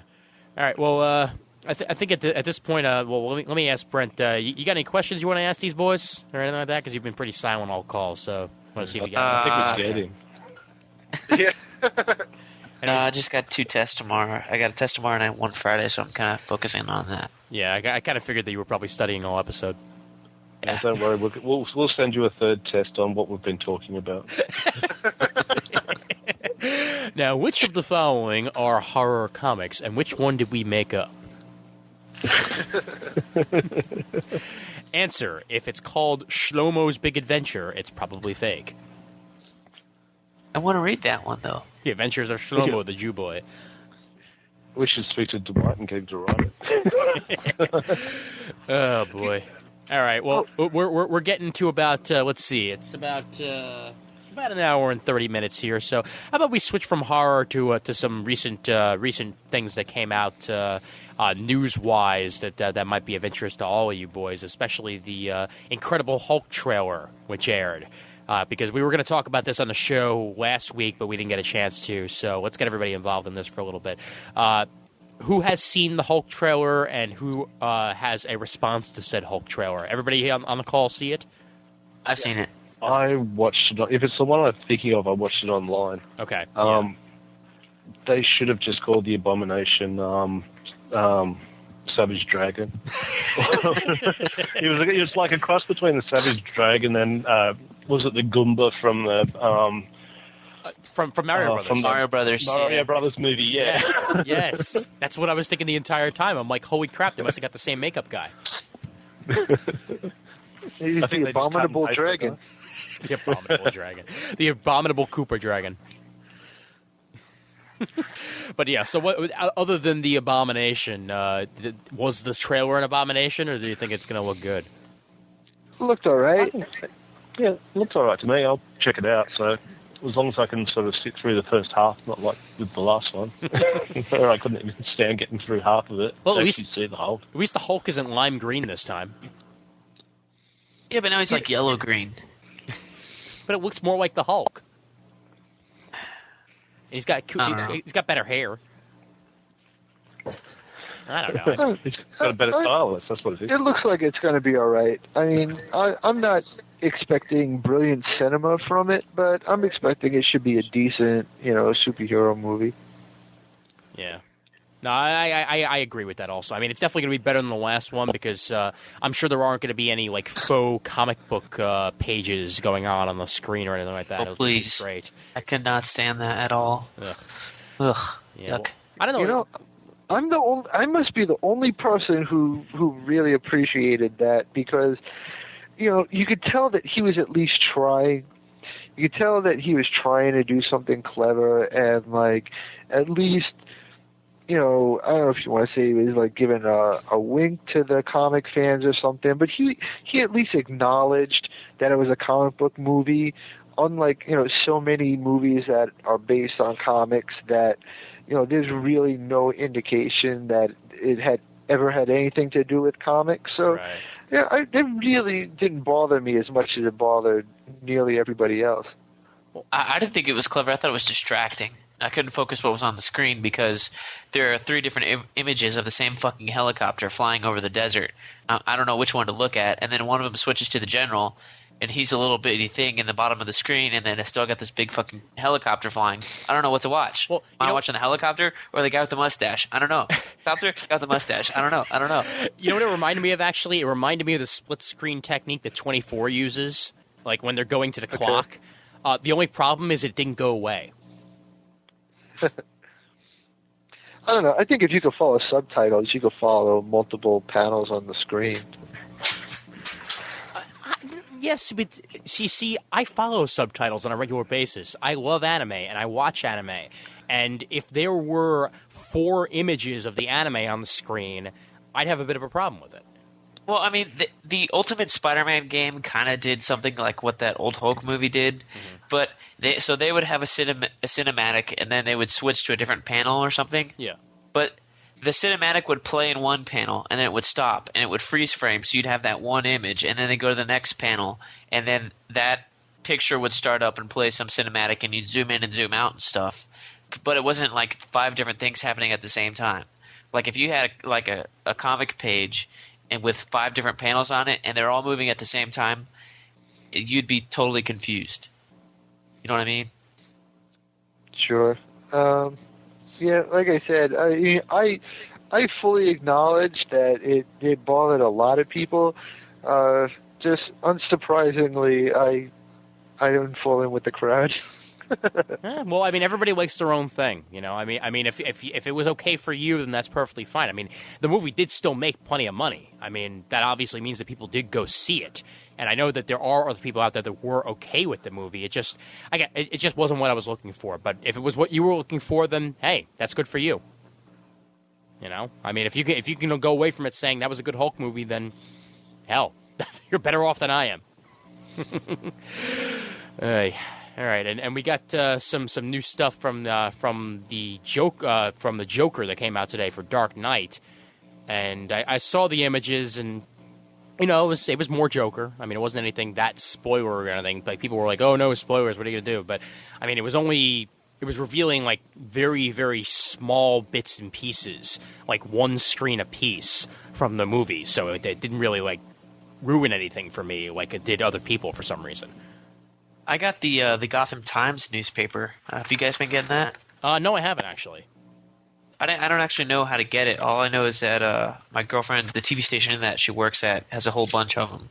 So she grabbed one for me, and it's pretty cool. It's like 2 pages, like a big newspaper fold, and it's got full articles. And it says like, go to A3, go to A1, and there's an ad for the Iceberg Lounge. Oh, sweet. DJ Tux.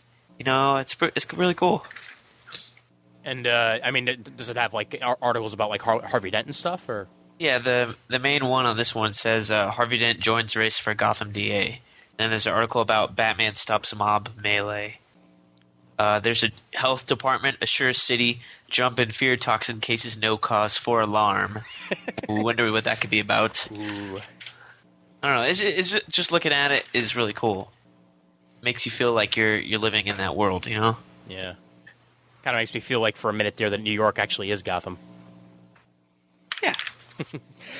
But yeah, well, Brian, I know that you were from at least from conversation with you that you were a fan of Batman Begins. Are you looking forward to Dark Knight as much as Batman Begins? Oh, definitely. I'm a big fan of Christopher Nolan. I actually just watched Memento again the other night, which I love that film. The movie is just brilliant, and the more you watch it, the more you really catch the motivation of what the characters were doing in each scene. I don't know if any of you have seen Memento. Yeah, I've seen it. Refresh my memory on it, because I think I might have, but I'm not quite certain. It kind of works its way backwards. The main character can't make any new memories, so he has to keep writing himself notes, and he takes Polaroids, and he tattoos information stuff on his body and stuff. And the movie kind of works its way backwards in time, because he's trying to figure out like who he is and who killed his wife and caused his brain damage so that he can't make any more memories. And it's a real mind twist of a movie for sure, and it's brilliant.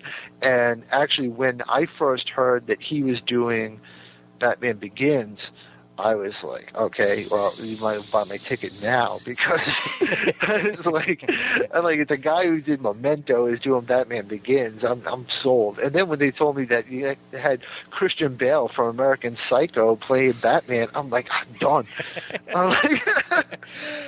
You know, I've got American Psycho on my Netflix queue. It's like the next movie on my Netflix queue once I'm done with 12 Monkeys. So yeah, I'm, that's I'm, a fun movie. Yeah, so I'm definitely seeing that. I love The Prestige. The Prestige was fantastic, and I mean that one.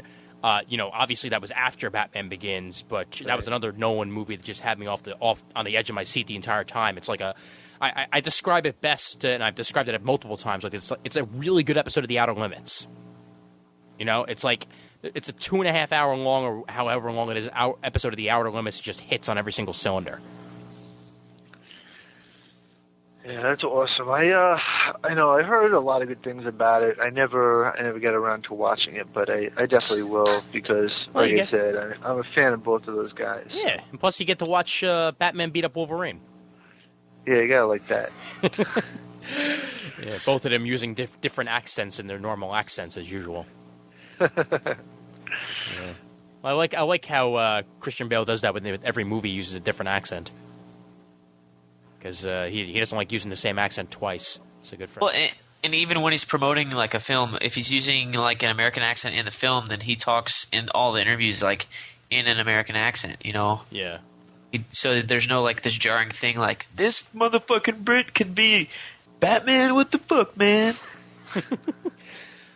Anybody here see the viral videos that Marvel put out on MySpace for Secret Invasion? I saw the one with the freaky scroll guy that's like, "It is written." That's about it, though. Okay, yeah, that was just the animation thing that they put out because they did this thing actually for the last I think like 3 weeks. They had this one account on MySpace. I forget the name of the girl, but they had her just doing like regular like MySpace videos, and eventually she starts noticing some changes in her brother, and her brother goes to ESU. So that's one sign that obviously this is something viral and not like a real video blog because there is no ESU in real life. And I forget what professor the brother worked for, but it was like one of the old professors that Peter Parker had when he was going to ESU. And she starts noticing changes, and she finds like maps under his bed of like major New York City areas, and walks in on him practicing sayings in the mirror, like "Hello, Mr. Johnson. How are you, Mr. Johnson?"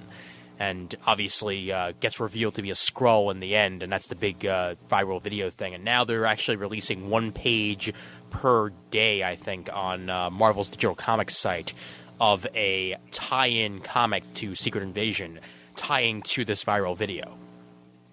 So it's kind of interesting how they built that up over weeks. But if you guys do actually want to check it out, it's on MySpace, and again, they do a decent job of creating an entire world of for this character and making you actually believe that she might actually be human. Let's see what other comic news came out recently. That I'm forgetting about. Oh, yeah! Legion of Three Worlds. There you go. That should be fun. Jeff Johns and George Perez doing a Legion of Superheroes story tying it to Final Crisis. What are you thinking about that? From the 2 pages that I saw, I haven't read Action Comics yet, but what they had on Newsarama, it looks great. And I don't know if I'm going to get it, but I probably will end up getting it. It's hard just because I like George Perez, and Jeff Johns is hard to pass up. Oh yeah. Are you a fan of the Legion, Brian? Nah, it's one of those superhero things, right?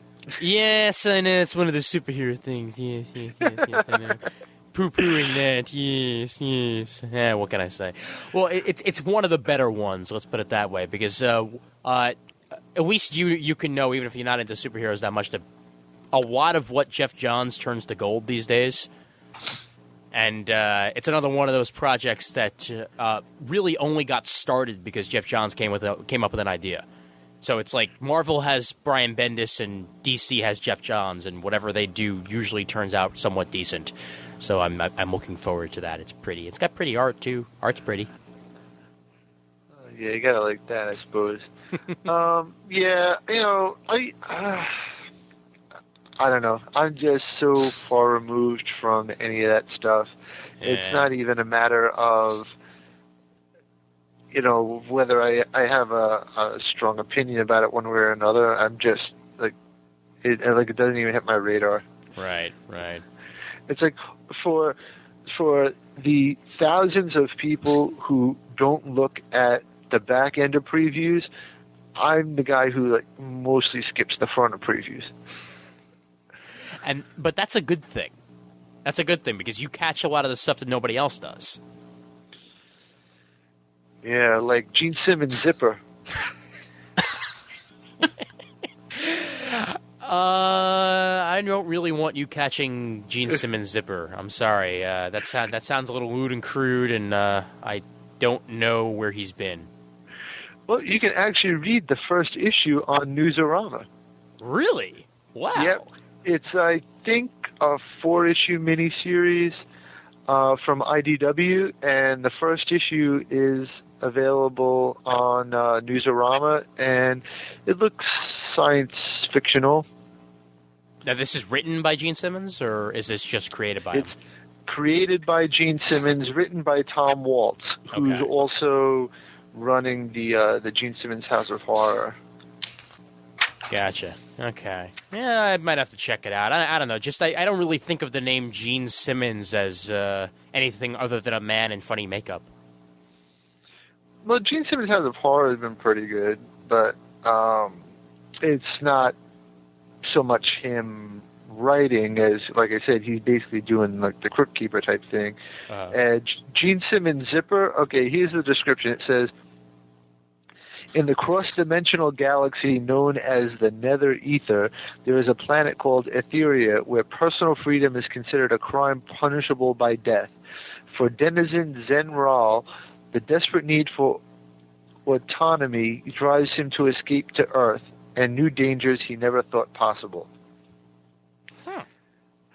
And if you look at the art on the Newsarama page, I mean, the art is pretty cool. It looks pretty tripped out. I mean, it looks very cosmic science fiction. Yeah, I'm actually clicking on it right now just so I can take a look at it. So let's let this load here. Eeny, meeny, miny, mo. Come on. There you go. Huh. Yeah. Interesting.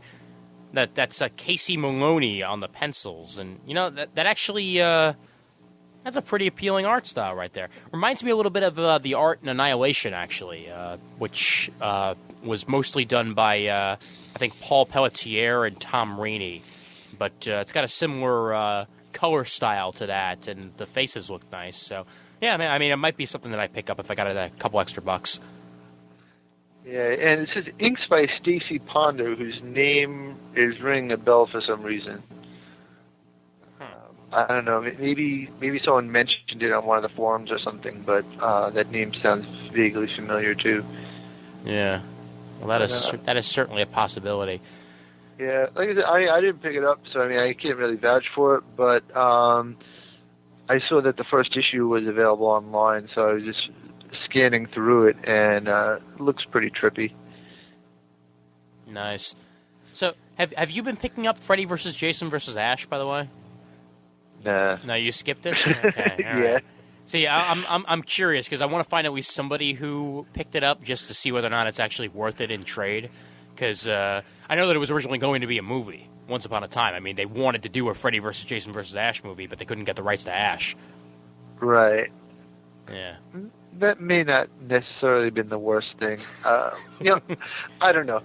I mean, I don't know. People like the Marvel Zombies books. People loved the Marvel Zombies vs. Army of Darkness books. And I've heard pretty good things on the Freddy vs. Jason vs. Ash books, but I don't know. I don't know why I look at it and I don't know. I'm not feeling it. Well, again, it's not your thing. I mean, that perfectly acceptable. Just like, you know, some of the stuff I'm sure you're into, I'm not into. Some of the stuff I'm into, you're not into. You said just like I've said 20 times in this episode. You say tomato, I say tomato. We all got our own things. Yeah, actually, you know what actually does look pretty good, and I kind of wish I picked it up. And if they release a trade, I'll probably will get it.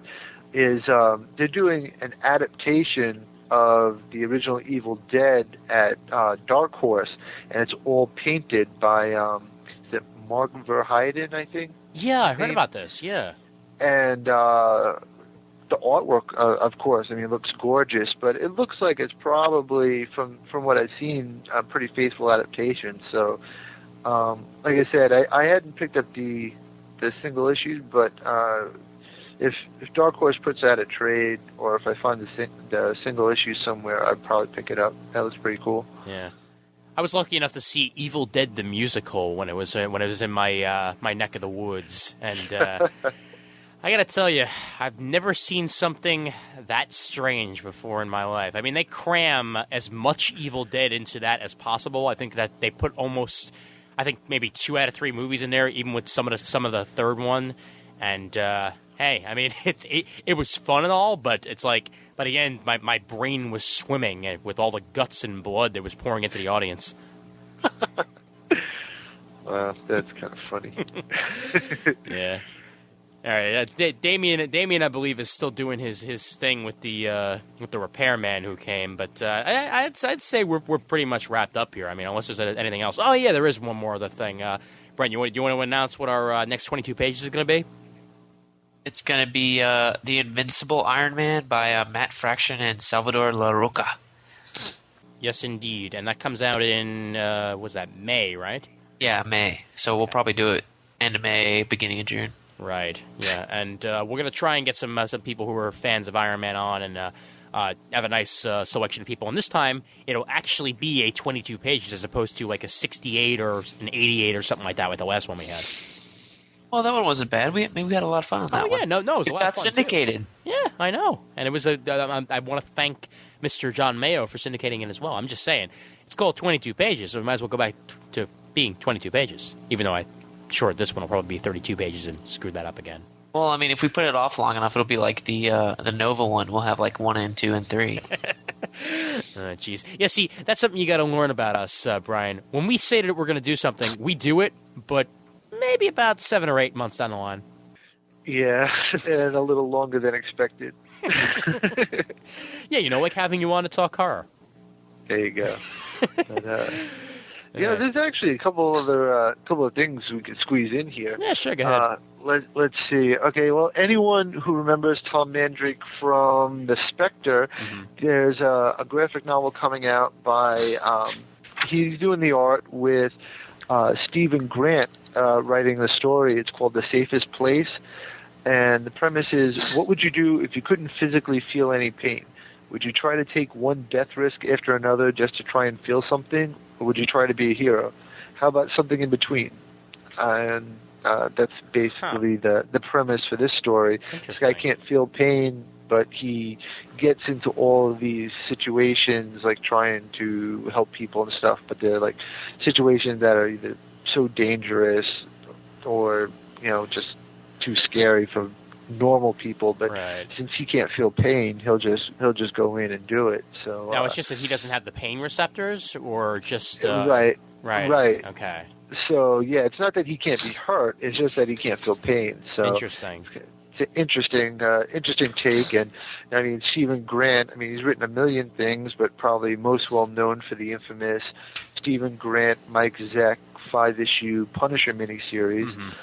And like I said, again, Tom Mandrake, pretty much, if he does it, I'm going to be at least interested in it. Well, the basic concept actually reminds me a little bit of something very, very different that I read like 2 novels of, or maybe even more than that back in the day. Fearless, which was a set of novels about this girl who didn't have the fear gene.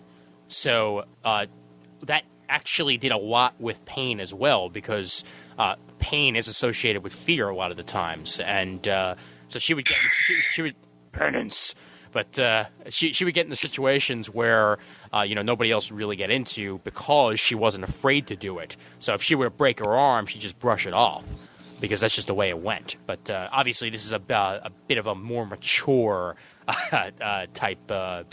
Novel, well, not novel, a graphic novel at least, that Mandrake's putting out. Yeah, that's the take that I'm getting from it. That book, Last Blood, we were talking about, with the humans, the last humans and the vampires teaming up against the zombies. Looks like Variety reported that it's been optioned for a movie. So, if you didn't pick up the comics, you could just wait for the movie, I guess. Yeah, but you know what? Everything's been optioned for a movie at this point. I mean, it seems like every single thing that I'm reading right now has a movie attached to it.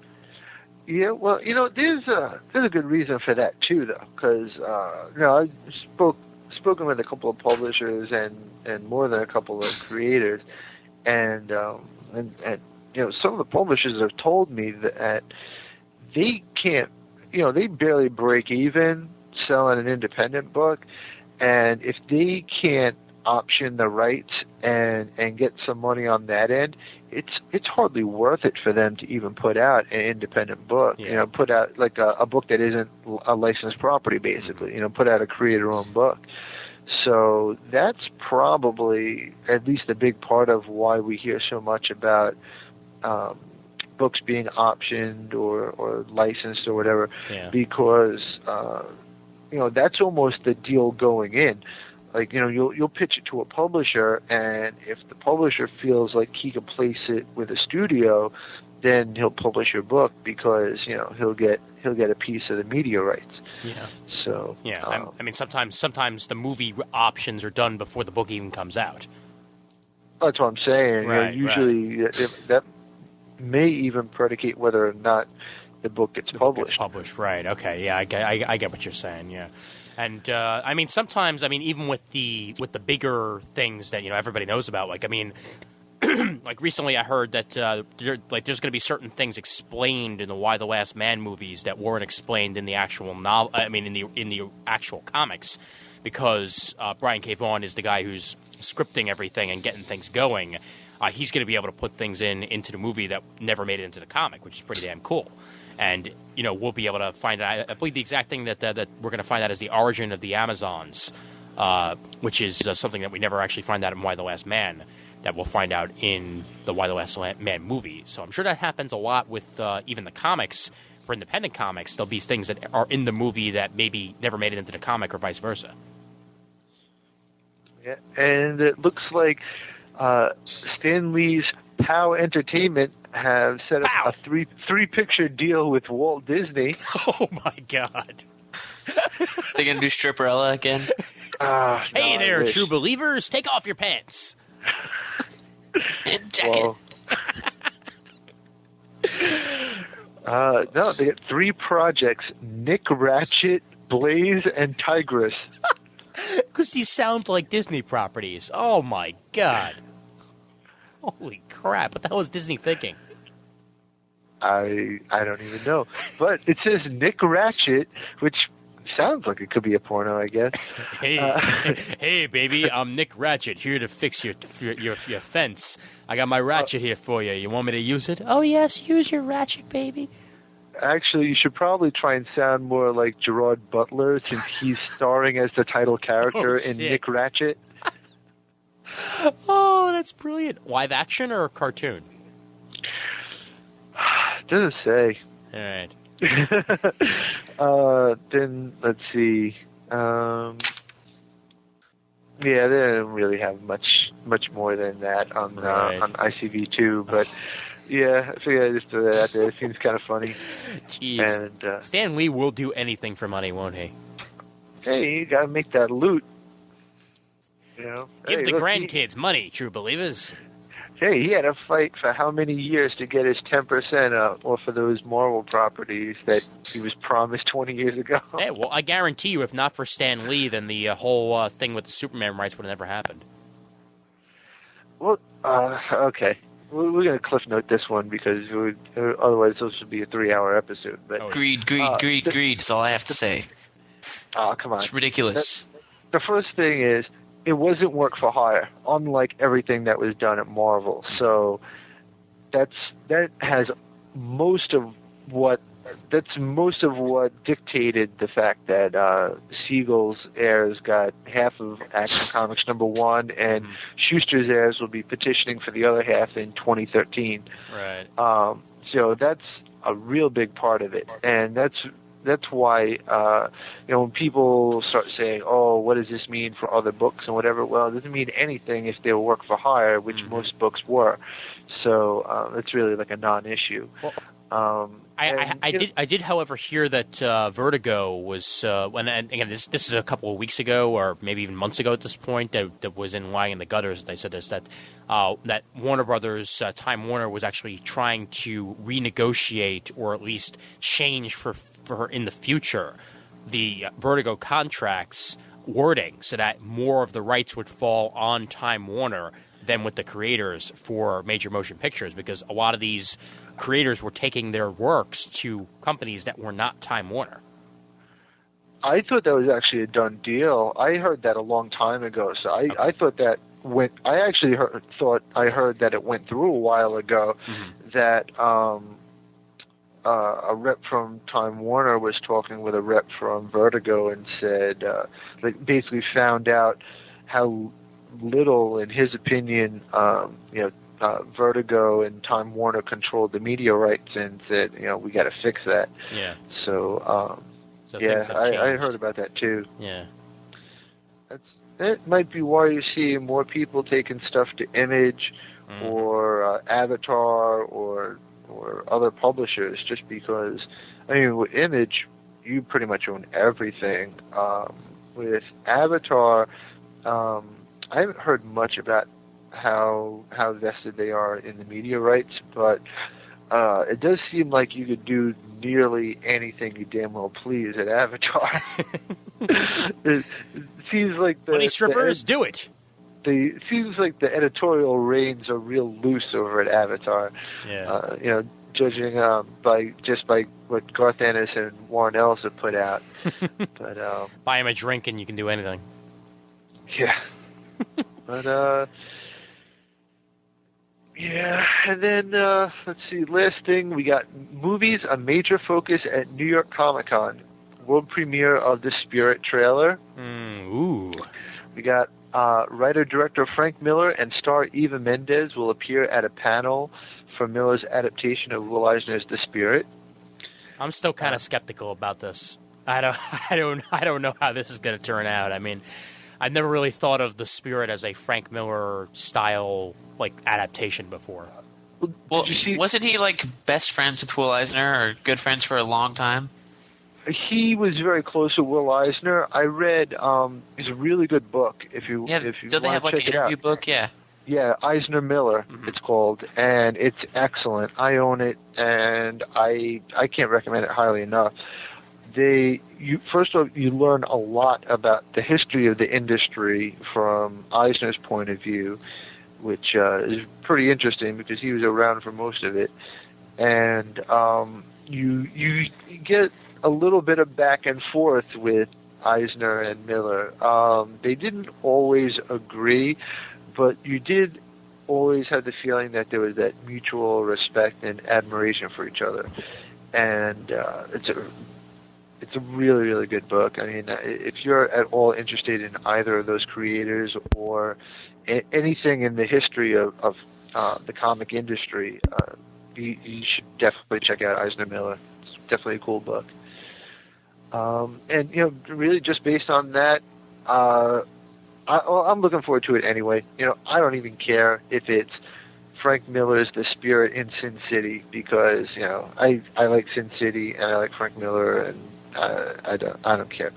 But you got to remember, a lot of Frank Miller's early Daredevil stuff was, some will say inspired, some will say lifted from what Will Eisner did in The Spirit. So, that might be where you should be looking to get an idea of what he might be doing with The Spirit. It might be along the lines of Daredevil. And, again, not necessarily to say that that's what people are looking for, because Miller's Daredevil wasn't Eisner's The Spirit either, but I'm guessing it'll probably be closer to that maybe than Sin City. Although if you look at that movie poster he did, it's pretty much Sin City. well, that movie poster was also done specifically, drawn by him. So, I mean, for all we know, it might look very different when it's an actual movie. But I don't think the movie looks like that. I think that's just a promo thing. Yeah, that's Frank Miller being like, I get to draw The Spirit. Awesome. All right, before this episode goes too insane here, I guess we should probably end up wrapping things up a little bit. But before we do, Damien, we got to record some Rogues Gallery sometime soon, man. I know. As I found out today, we're moving in about 2 or 3 weeks, so Right. I don't think I'll have any chance on my days off coming up. But after that, once we've sort of set up, we'll definitely do some. Excellent. And we're definitely going to be doing Deadpool. Oh, I know yes. that much. Oh, yes. That'll be the first one we do, and then from there we'll go on to other characters. But Deadpool will certainly be next on the list for the Rogues Gallery. It was probably the most requested one out of them, so... Yeah, because he's the greatest non-villain villain there is. And obviously, you can find all of Damien's stuff at wardshaper.com and wardshaper.com/cryptographic for cryptographic. And what other places can they find cryptographic? I know you can find actually other stuff for me as well on the readerfeed.blogspot.com. Oh, yeah. I'm doing the Dr. Sleepless podcast, which you never replied to me when I said, did you listen to it? I didn't put get a you on the chance spot. to yet. I'm a busy man. No, it's honestly on my queue of many podcasts I need to listen to. So once I get to it, I'll let you know what I thought. But no, that's just I've just actually last night I recorded and edited, and I hate editing. I recorded. I have no idea what you're talking about. Yeah. It's off with Derek at the moment. So as soon as he gets it uploaded, it'll be uploaded. So Nice. it's imminent. Sweet. And so what did you guys end up doing with Bob? Was that a cryptographic or was that? So cryptographic. Yeah, that's going to be the next episode of Cryptographic. We're going to have Bob Braithwaite from the Comic Book Page podcast.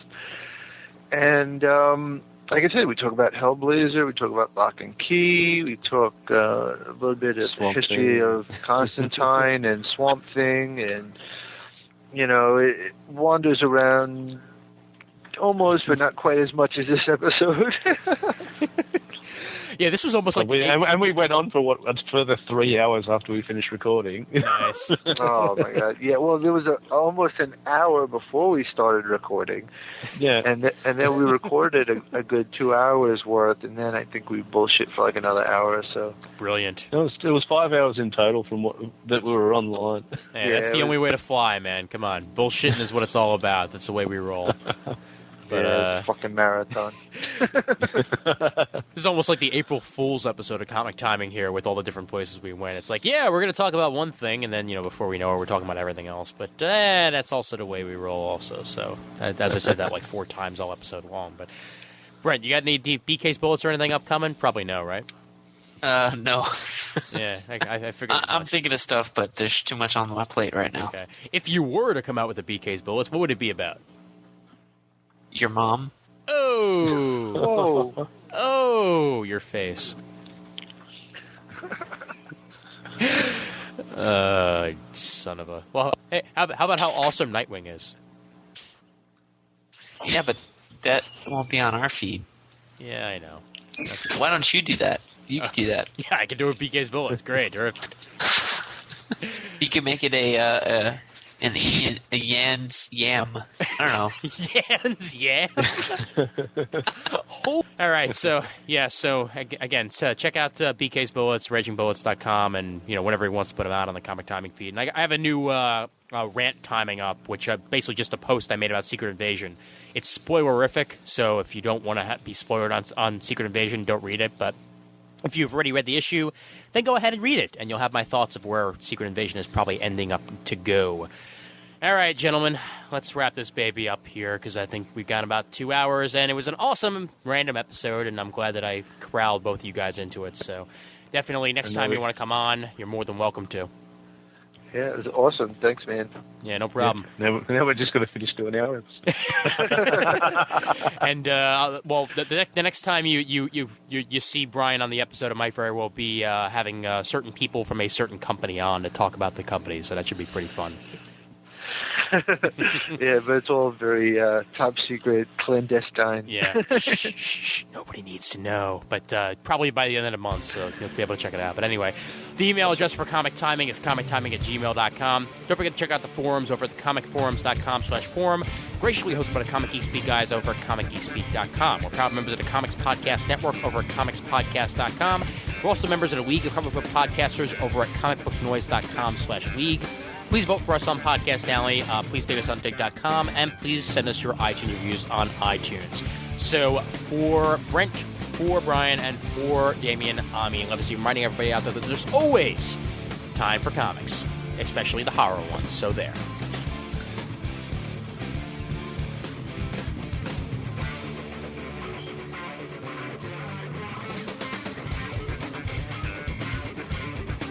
I actually picked up 2 of the Silent Hill comics that were published. Okay. That actually turned out to be pretty decent. I mean, along the lines of the games, and what was that? The I store. think Brett just fell off his chair. We haven't WD-40'd the door. Gonna squeak. It was that Holy slasher shit. coming up behind him and hit him on the back of the head. Yeah. He fell off the chair. But I know it's a horror, man. I know it's a horror episode, man, but you don't have to get killed. Shit. Jesus. But all right, let me say that again.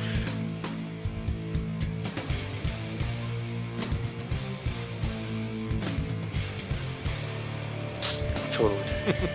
But, so what are the things that they premiering at NYCC? We got Universal sponsoring panels for Hellboy 2: The Golden Army with Guillermo del Toro and Mike Mignola, and a Wanted panel with Mark Miller and director Timur Bekmambetov, something like that. I like how they took every bit of superheroes out of Wanted. Yeah, well, it's probably because they felt it would appeal to a broader audience. I guess.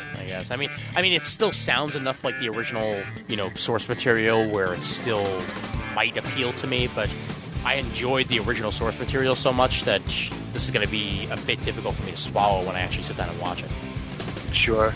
A lot of people feel like that, but, when I saw the trailer online with my girlfriend, because, I saw it, and then I wanted to get her take, because she doesn't really read much in the way of comics. Like, I can occasionally throw something her way, and she'll check it out, but Right. she's not, like, necessarily a comic book fan, per se. Not opposed, but doesn't go out of her way, either.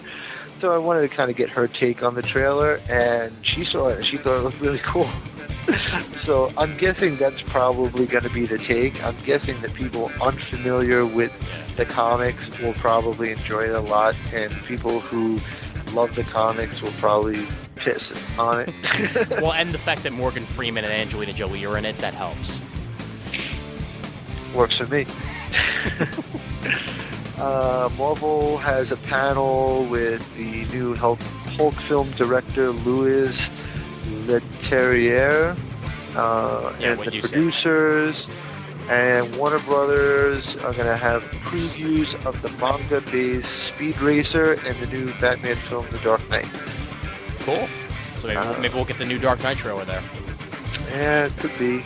And then, let's see. Then they got like a bunch of other stuff. They got Indiana Jones and Kingdom of the Crystal Skull, X-Files 2, Narnia 2, Harold and Kumar Escape from Guantanamo Bay, Journey to the Center of the Earth, some TV show stuff, Battlestar Galactica, Doctor Who, Ghost Hunters, Starship Troopers, Marauder, Trenches, and Back at the Barnyard. Cool. And this will all be in their movie pavilion. Yeah. Well, I had heard something about possibly having the Iron Man premiere or something like that, but I don't know if that's actually going to end up happening.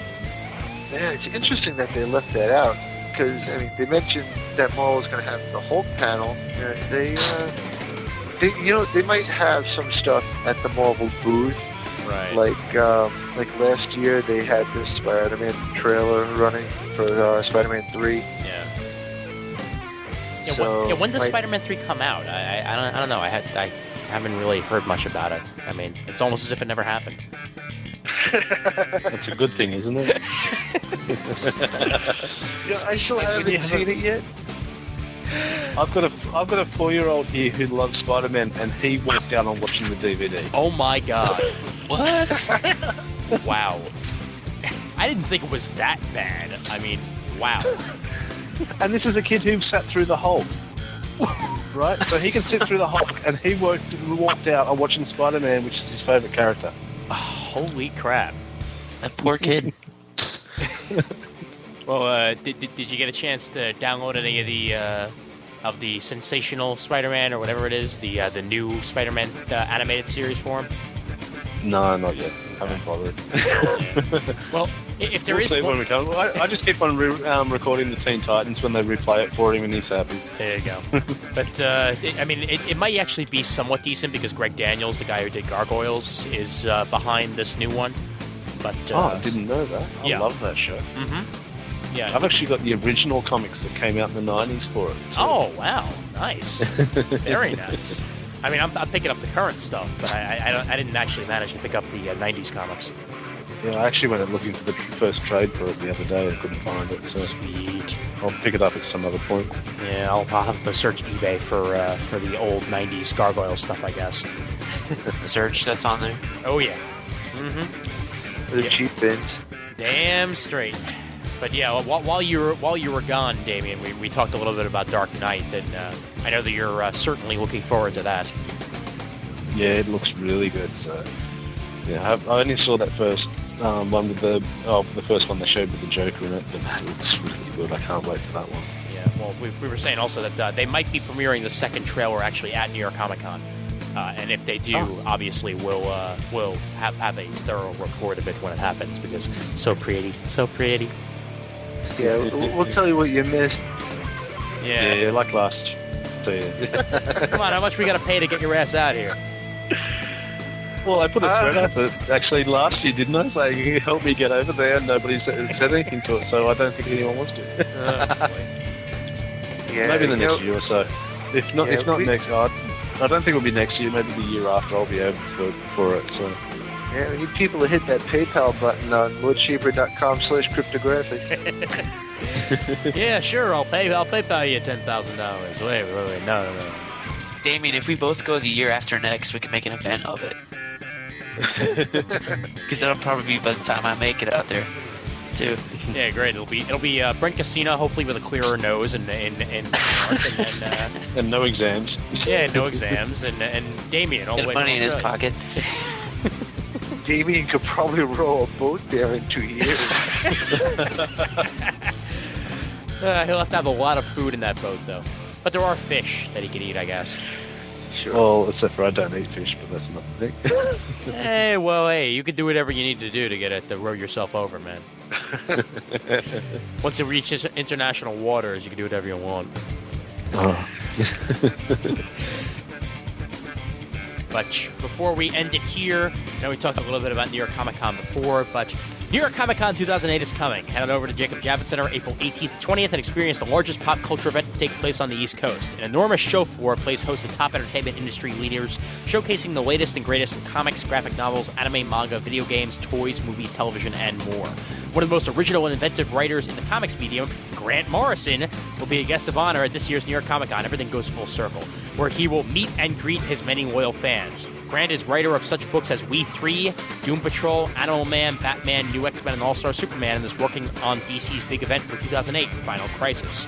New York Comic Con gives attendees access to top entertainment industry talent, panels, and autograph sessions, as well as sneak peeks at upcoming television shows and motion pictures.